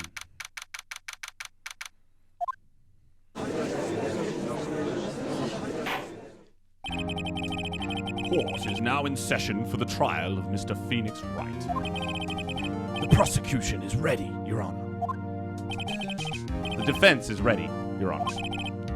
Mr. Wright, are you sure you're up to doing this? Yes, Your Honor. I will be defending myself. Understood. Very well. Mr. Edgeworth, your opening statement, please. As the details of the event are already quite clear to the court, today we will hear the testimony of a witness to the defendant's crime. I see. The prosecution may call its witness. That went far too smoothly. Why didn't the judge ask Edgeworth why his witness didn't testify before? It's like he already knows why. If anyone's going to raise an objection about this, I suppose it's me. Mr. Edgeworth, you owe an explanation to the court. Why didn't this witness testify in the trial against Miss Maya Fay? I'm ever so sorry. Mr. White is a busy man, and besides, at the time, I thought that Miss May's opinion was all that would be needed. Again, my sincerest apologies to the court. Hang on.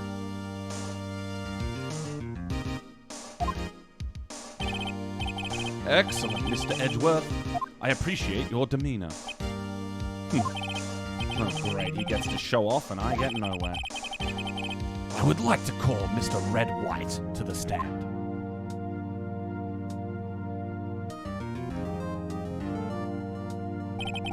Please state your full name. You wish to know the title of my personage? Your name. Yes, that is what I said. Oh dear, do my locutions confuse? Name! Well, these two are great together.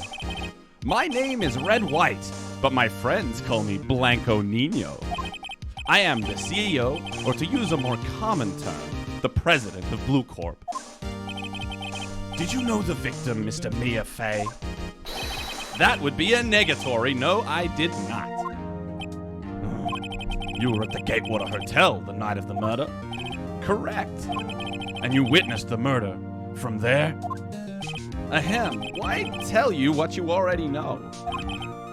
Very well, Mr. White. You may begin your testimony. If I can't rip this guy's testimony apart, I'm done for. Why do I always feel like it's the end of the world and I'm the last man standing? Ho, ho, ho! I hope you've made your peace with God, Mr. Lawyer. Let him have it, Pheonix.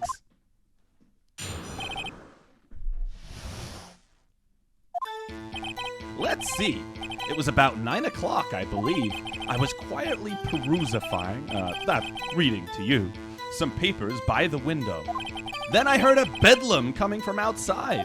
Surprised, I turned to look at the building across the way. It was then I saw him, a spiky-haired man attacking a woman with long hair. Needless to say, that man was none other than you, Mr. Lawyer.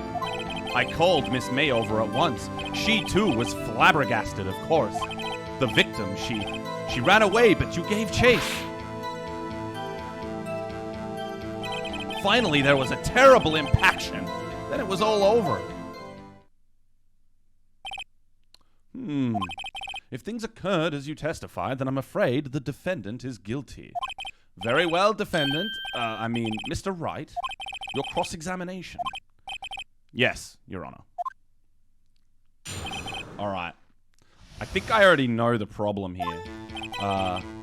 Do I press him on everything? Because I think he wants to talk about the direction, right? Because, yeah, the victim dodged and ran to the right. We'll press him on everything. We want the voice lines, don't we? Hold it! How do you know what time it was? Because I am always abso-positively perfect. You know? No. You're not getting away with that. You are so mistrusting, Mr. Lawyer. So, what was the proper term for secretary again? Anyway, Miss May ordered room service for 9 o'clock. It happened soon after the room service arrived. That's what Miss May said, too. True. The bellboy who brought the coffee saw Miss May. But he testified that he did not see you at the time. This is your concern? Silly lawyer. Miss May received the coffee outside the room. Of course he would not see me. He would need x-ray vision to pull off something like that. Tell us, what were you doing at the time?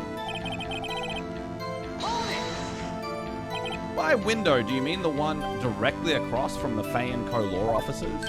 Correct! That is the only window you see. And there you were reading papers? Correct! The Gatewater is a businessman's hotel, and I am a busy man who had business to do. A bedlam. A bedlam? Thanks, Pheonix. It must have been when you attacked, I assume. We see. Continue. So you were reading your papers until you heard that sound? But of course, I am no snoop, peeping out of the windows at night. No snoop? Yeah, right. You made a career out of snooping. Spiky head? Oh. Sick press. What you just said directly conflicts with Miss May's testimony. Miss May clearly stated that the assailant looked like a girl. I've always been proud of my eyesight, Mr. Lawyer. Just what is your eyesight? Counting both eyes? 40. 40? Don't add them together. I think the witness is trying to say his eyesight is good. Hey, whose side is the judge on anyway? And what did you do then? What was Miss May doing at the time? She had just finished watching a soap opera on the TV and was weeping openly. Did you know she had been tapping the Fay office phone? Objection! Irrelevant. That has nothing to do with the case at hand. I care not. I will answer the lawyer's bold inquiry. Miss May was acting alone when she tapped the phone of this Fay woman. You make a good politician, Mr. White. Oh, I know. After all, I am El Presidente. Please continue. Can you be a little more detailed about that? I think it's worth knowing exactly what happened. Of course, comprende. I understand. The victim was attacked by you and ran to the left. You gave chase and struck her down. Are you sure? As you know, I am always abso-absolutely perfect. Perhaps you could change your testimony to reflect this new detail. Okay, the victim ran to the left and you gave chest. Oh, I know what to do already, but... impaction? Don't you just mean impact? Ridiculosity!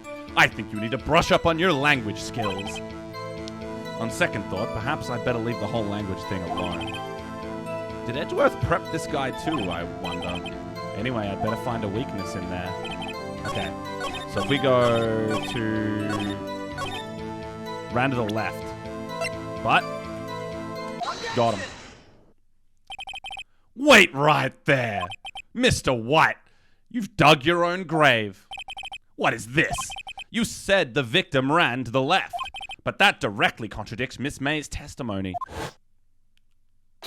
She clearly stated that the victim ran right. Oh, it is simple. You have misheard her. I think not. Look at the floor plans. The killer was here, and the victim here. If the victim ran to the left, as you claim she did, she would have been running directly away from the door. She would have been running into a dead end. Don't you find that odd? Very strange. I did see her run to the left. I did. Pheonix, look at his face. I don't think he's lying about this one. True. Maybe he really did see the victim run left. So he did witness the killing? Wait a second. Mr. Wright? Yes, Your Honor. Miss May says right and Mr. White says left. Can you explain this contradiction to the court? Both are right. Both witnesses are telling the truth. For once. I doubt it. Or rather, that does not clear up the contradiction. There is one scenario that would explain their conflicting accounts. What? Obviously, the witness was not viewing the crime from the hotel. bang. Mr. Wright, what do you mean? Yes, what do you mean he was not viewing the crime from the hotel? If he was not in the hotel, where could he have been? In the law offices of Fay & Co., of course. More specifically, he was standing here. Time to show the court where Mr. White was standing. Right here, baby. Got him. This is where he was. Look, when the victim ran for the door, if he was watching from this point, to him it would appear that she ran to the left. Please, this is no time for jokes and ill taste. That is where the killer was standing. I need a gavel. I really need a gavel. Order! I will have order. Anyone disturbing the order of this courtroom will be held in contempt. Mr. Wright, what are you suggesting? Rapscallion. Objection. The postulations of the defense are a distortion of the truth, Your Honor. Indeed, they do seem a bit far-fetched. You provide us with so much entertainment, Mr. Lawyer. What now? He's laughing? The hilarity of the moment made me remember something. It appears I have been unclear, and for this, I apologize. Mr. Your Honor, might I be allowed to testify once more? Very well, let's hear your revised testimony. Good luck, you can't fix a broken testimony, buddy.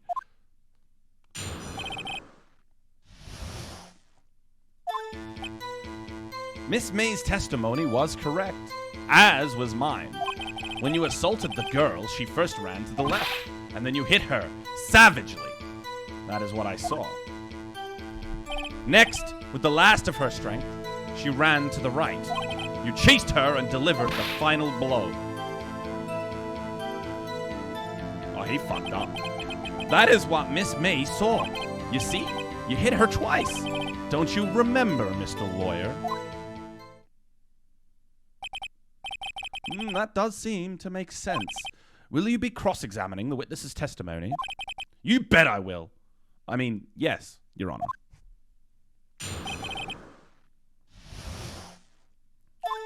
This guy fucked up, because this literally says, from a blow, may have lived for a few minutes. Ooh, it doesn't actually say that she was hit once.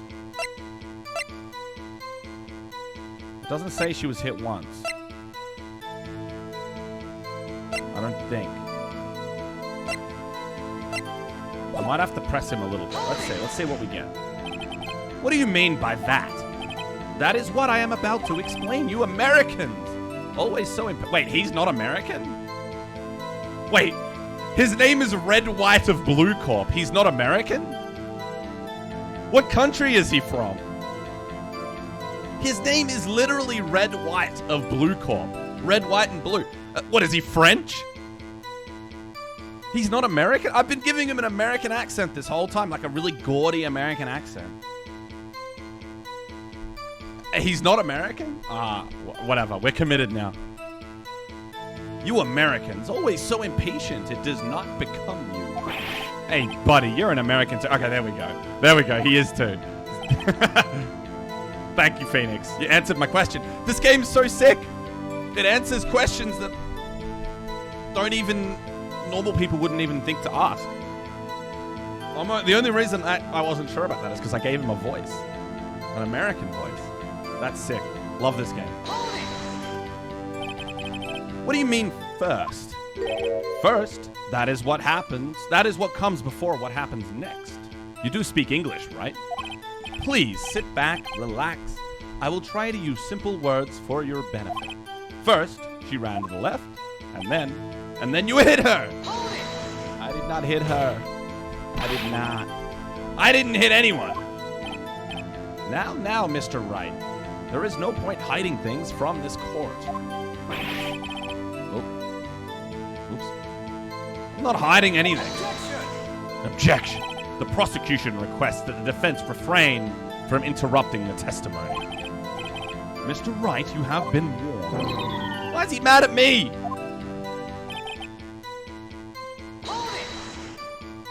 What do you mean next? Oh, wait. Next is what comes after first. I know that. Then that is all you need to know, Mr. Lawyer. As I said, she turned and made a desperate dash to the right.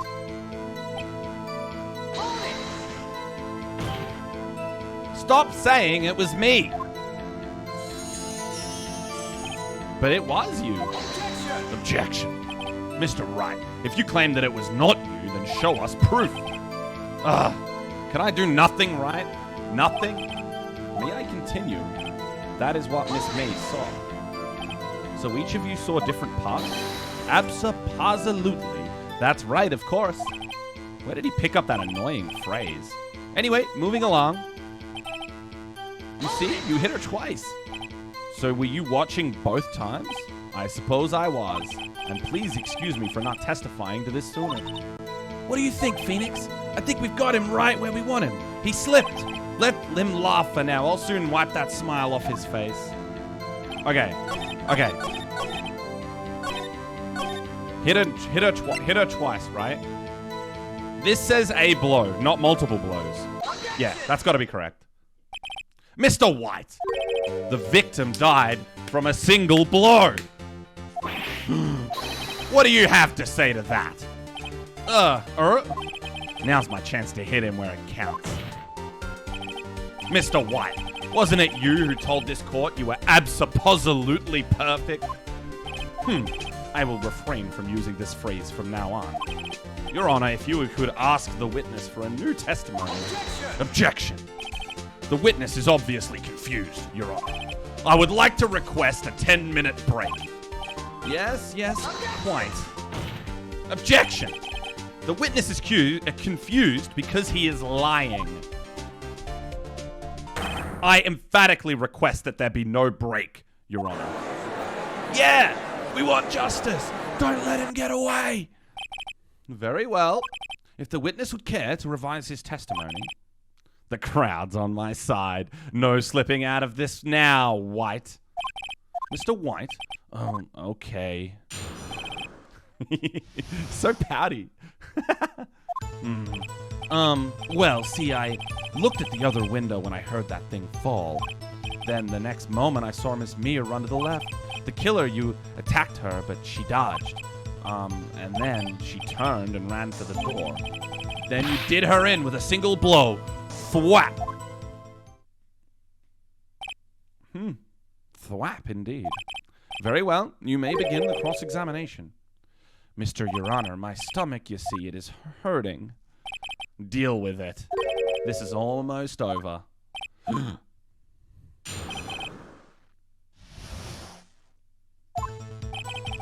Oh yeah. When I heard that thing fall, hang on, was that... You heard that thing fall? What exactly was that thing? The glass light stand. Right, the one that had fallen over at the scene.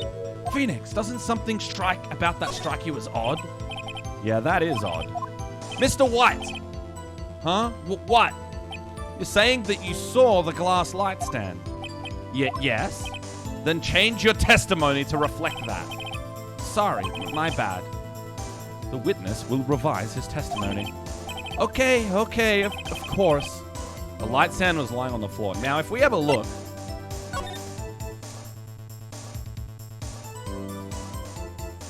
You can't really see it from here, right? If you're looking through the window, you can see the tippy top of it. But that's it.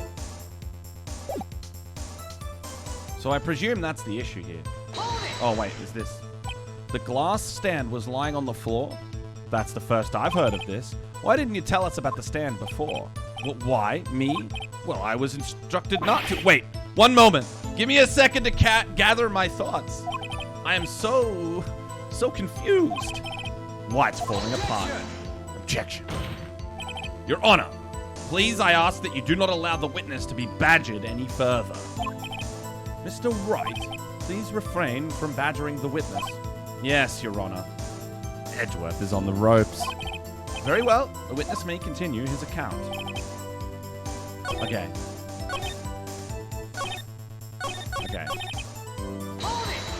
We'll press him, but I think I know what to do. Miss Mia, Mr. White, did you know the victim personally? No. Triple no. How would I? How could I? Objection. I see nothing odd about the witness knowing the name of the victim. Mr. Wright, I will not have you harrying the witness. You're looking a little flustered, Edgeworth. Now, before you said that she was hit before she ran. Yes, I must have been confused. But don't worry. We all know what happened now. What did you do then? I gave chase, of course. No, not me. The killer, I mean. He gave chase. Mr. White, please try to remain calm. Mr. White, Wright here is only trying to fluster you with these baseless accusations. Oh, right. Thank you, Miles. I gave chase. Thwap. That doesn't sound like the savage attack from your earlier testimony. Well, I'm a man of peace, you see.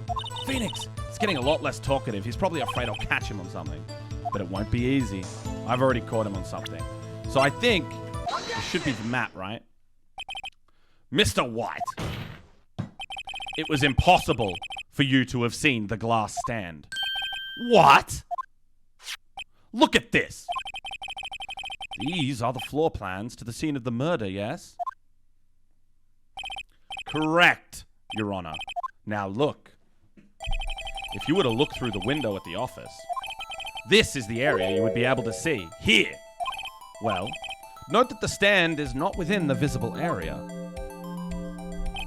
Well, Mr. White, what did you have to say to that? Ridiculosity. Mr. White, if you were in the Gatewater Hotel as you claim, you could not have seen the stand before it fell over. In fact, you wouldn't have been able to see it after it fell either. There's no way you could have recognized the broken shards as a glass light stand. So, when did you see the stand, Mr. White? It must have been the moment that it fell. And the only place you could have seen that from is inside the Fey law offices. In other words, you were at the scene of the crime when the murder took place.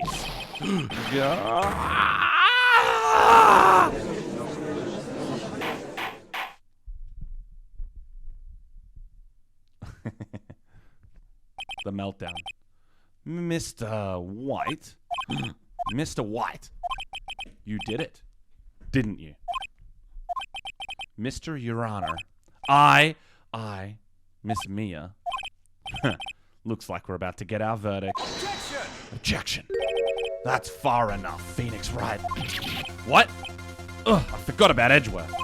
Mr. White, I think the time has come. Shouldn't you confess your crime now, What?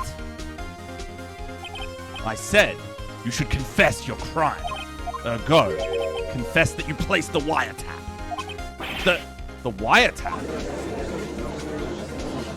This song is such a banger, man. Order! Mr. Edgeworth, explain to the court what you mean by this.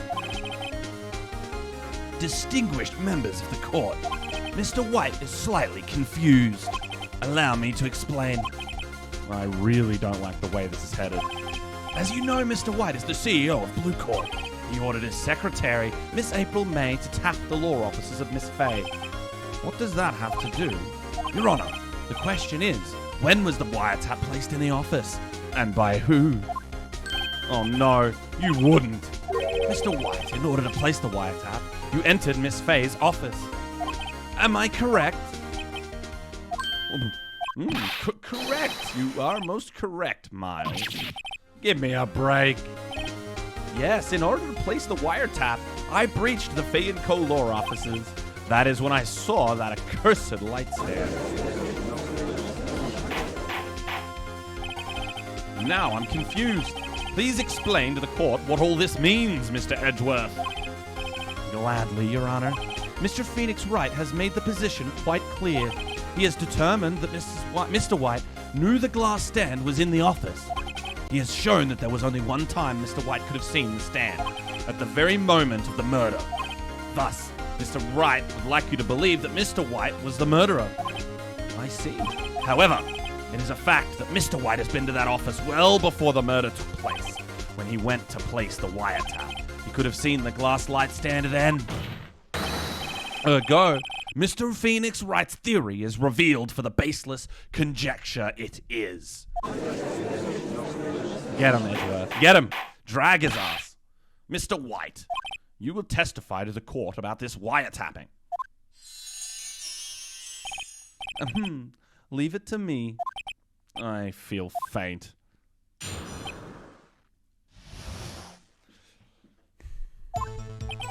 It was the beginning of September, the week before the murder. I had entered the Pheonix law offices. Of course, I had done so to place the wiretap. That is when I saw this glass light stand. So you saw the stand before the night of the incident, and this is how you were able to identify what had fallen over? By the sound? Correct. That is right. I see. Very well, Mr. Wright. You may cross-examine. What am I supposed to do now? Good luck, Pheonix. This is hard. There's so many voices. There's so many characters talking so much. Whew, I'm struggling. This is brutal on the old throat, you know. How's the tournament going? The Japanese fellas are too good, man. They're too good. All right, sorry, I gotta chill for a sec. Hello, Gognos. I never know how to pronounce your name, but it's a cool name.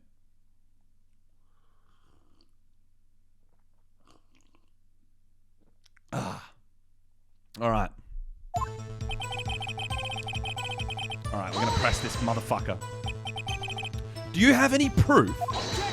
Objection. Gog for short. Fair enough. That's pretty good. I'll take Gog. Miss April May knew the details of Miss Faye's phone conversation. This proves that the wiretap was placed before the murder. Right. Was it really you that went into the office? Or was it Miss May? Objection. Unidentified fingerprints several days old were found in the Pheonix law offices. Those were obviously Mr. White's. And if I know Edgeworth, he's already run a check on those prints. Hang on, I gotta do the bow. Now, Mr. White, tell us why you went to the Pheonix law offices. Hang on. Go back! Gotta go back. Why did you tap Mia's phone? Objection! This has no bearing on the current case, Your Honor. Blue Corp is a detective agency of sorts. We have a responsibility to protect client confidentiality. Why did you notice something as innocuous as a light stand? The light stand was made entirely out of glass. It was quite stylish, so I guess it made a lasting impression on me. Such a beauticious thing deserves attention, does it not? That is all. Bluff something out of him. So I gotta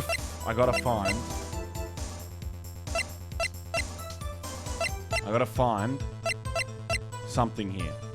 I actually don't know what to do here. It was the beginning of September, the week before the murder.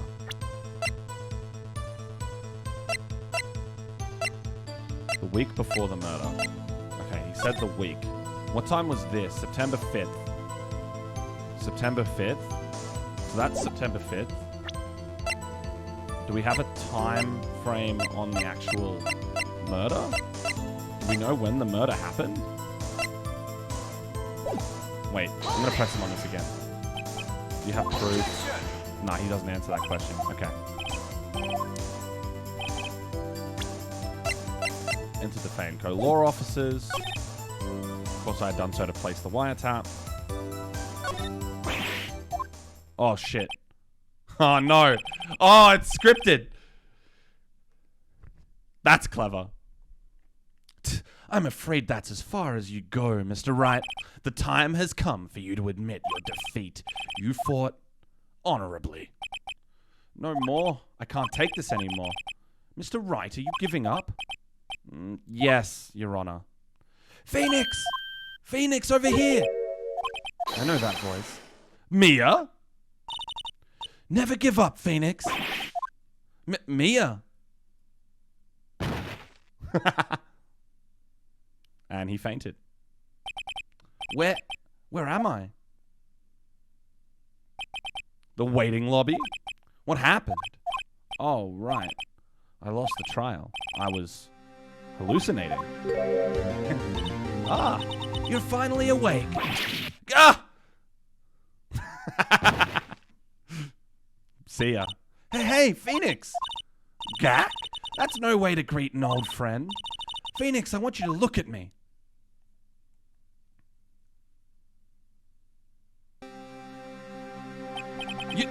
You're Maya?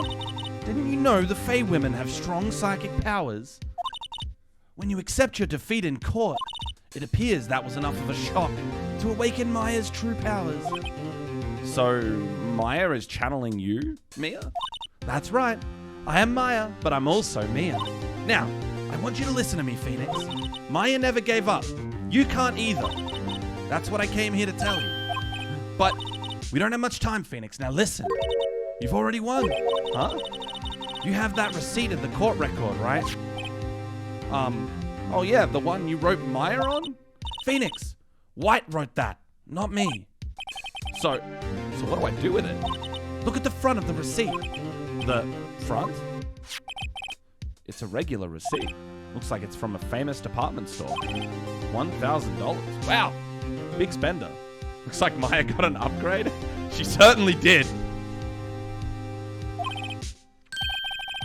Item. Glass light stand. Date of purchase. September 4. September 4? That's right, Pheonix. I bought that stand the day before I was killed. Whoa! Now what did Mr. White say in his testimony? It was the beginning of September, the week before the murder. I like how the clothes just magically fit her beautifully. I guess I'm making fun of the mechanics of a psychic transformation into another person. Sick. Logic broing the psychic powers of Maya Fey. He said he saw the stand the week before the murder. There you go. I think the court is about to reconvene. Go do it, Pheonix. You know you're innocent. Now you just have to prove it. Right. Thank you, Maya. Mia. Mia. Mia. Maya. Maya. Maya. Maya. Maya. Oh damn, she's even got titties in the zoomed out view. The low res zoomed out view. She's still got massive fucking knockers. Court will now convene for the trial of Mr. Pheonix Wright. Is the defendant, are you all right, Mr. Wright? Yes, sorry, Your Honor. I'm fine now. Then let's start where we left off. Your Honor, there is nothing to go back to. The cross-examen of Mr. White is finished. All that is required now is for you to pass judgment on the defendant, Pheonix Wright. Your Honor, please give me one more chance. I promise you, this is the last time I'll ask you. But as Mr. Edgeworth has noted, the trial is more or less finished. Mr. Edgeworth, do you have an opinion on this matter? I say, let us give Mr. Pheonix Wright his last chance. Very well. You may begin your cross-examination. Well, the game's already told me what to do. So I guess we just do it. Oh shit, I gotta fix my mic. It's being dumb. There we go. The week before the murder. Wait, do I...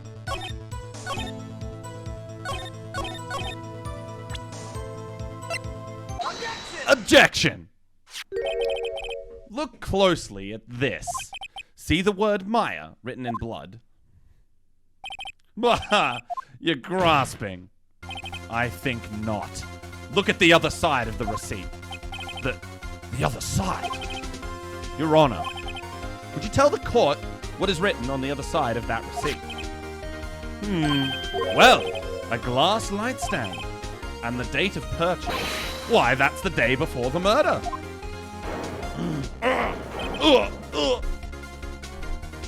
You see, Mr. White, when you allegedly entered Fay & Co. law offices at the beginning of September,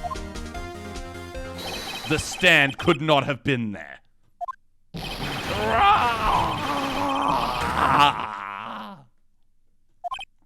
Well, Mr. White, can't get out of this one, can you? No, it's impossible. Uh-oh, he's losing it. He's losing it. Well, Your Honor, I understand there must be quite a bit of pressure on you.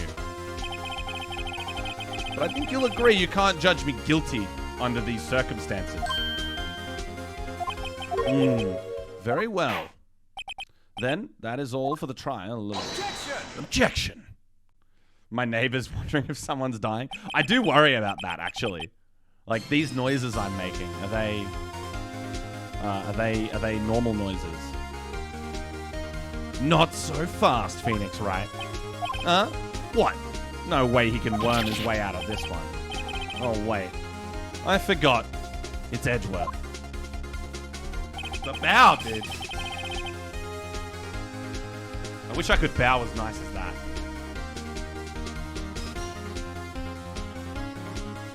There is a certain thread of logic to the defendant's claims. Do you think this is more fun if I stand up? Get that stood up view. Get that up high view. However, like the problem is I can't click through the mouse is too low. I need a standing desk to do that. You need a podium. I do. I need a set. I do need a gavel. I need a whole set. Podium, gavel. I need a desk that I can really fucking give it to, you know? The real... But make sure you guys can hear it, you know?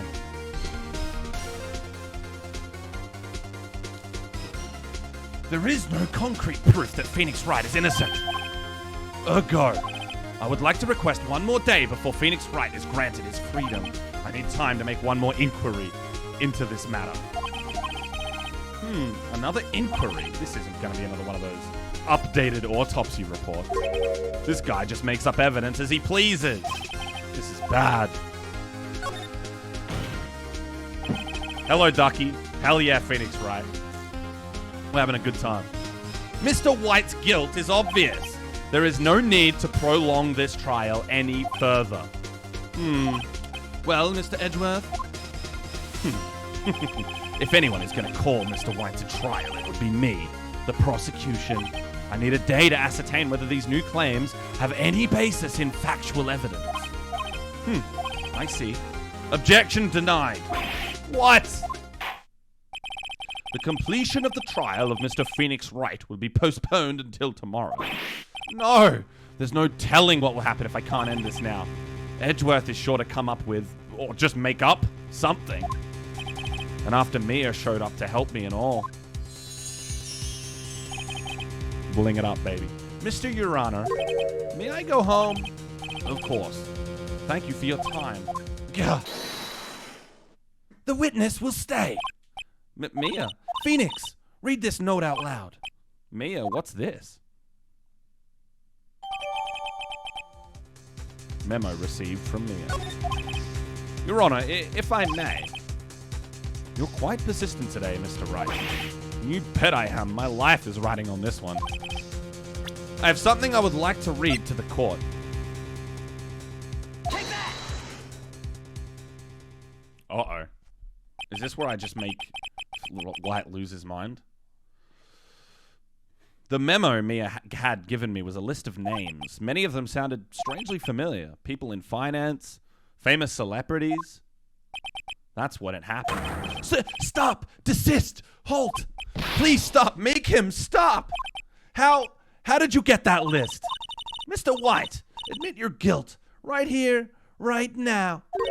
Or else this list will be released to the press. I confess. I confess. I did it. I hit her. I hit Miss Mia with the thinker.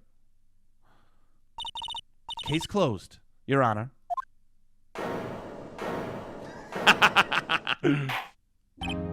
Well, I see no reason to continue this trial. Mr. Wright? Yes, Your Honor. You've done it again. That was quite a spirited defense. Yes, Your Honor. I guess you could say that. If only you knew how spirited it was.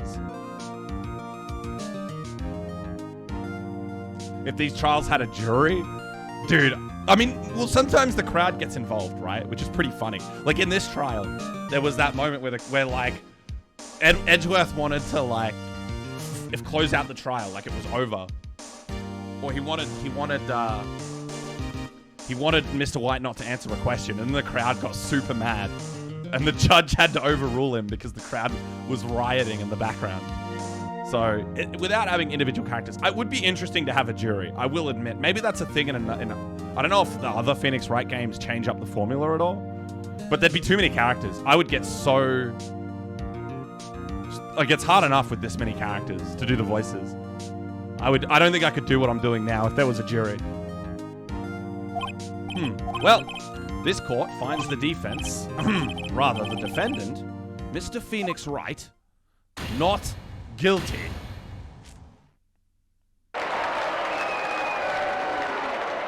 Easy money. That is all. This court is adjourned. We did it, Reddit. We did it.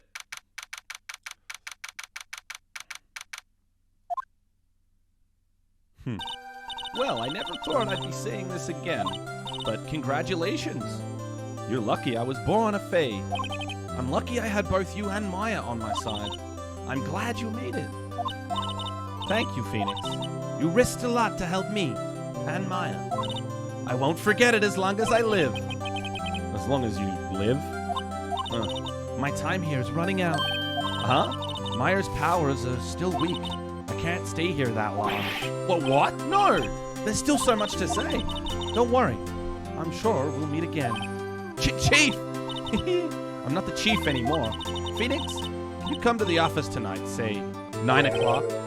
The office? I'll see you later. Chief! Mia!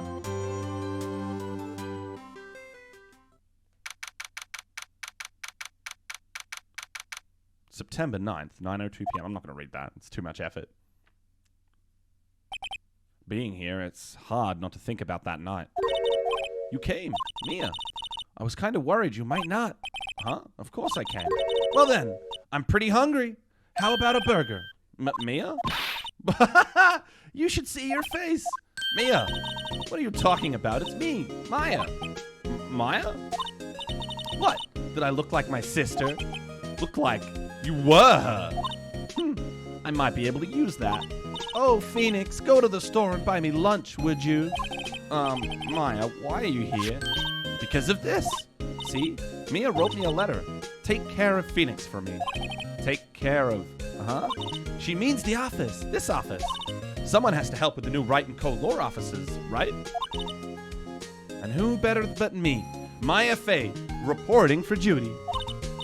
Wait, no, on second thought, let's make this casual. Yo, Nick, Maya here, ready to get down to business. You don't mind me calling you Nick, do you? It's a great name. Mia says that's what your friend Larry calls you. Nick? You know what this means? We're partners. Is Mia actually dead? Yes. This starts with Mia getting murdered. This episode starts with Mia getting clubbed over the head by a statue of the Thinker. It's literally the very start of the first game. Mia dies. Like the second episode. You know, when I think about it, it is Maya's fault I'm here now, but if it wasn't for her, I'd probably be in jail. Wright & Co. lore officers. Let's got a good ring to it. No, this game's brutal, Kasai. This shit's crazy. Like, it literally, like, from what I've played of the other 2 games, and I don't think I finished either of them, but every game starts with, like, the death of Mia Fey. It's like the most, it gets, like, retold a bunch of different ways, and rehashed in different situations. It comes back, it's a recurring thing. It keeps coming back. They make a huge, there's no contrived BS. I mean, there is contrived BS, but it's not to make her alive again. It's just to make her story, like, more and more impactful. But it works. She dies. Yeah, that's pretty important. And I feel like other characters die too, but I can't remember. I might be wrong. There will always be victims? Yeah. Yeah, exactly. Thanks, Maya. See, there she is. It's a ghost. See? Good luck, Pheonix. I'll always be here, watching.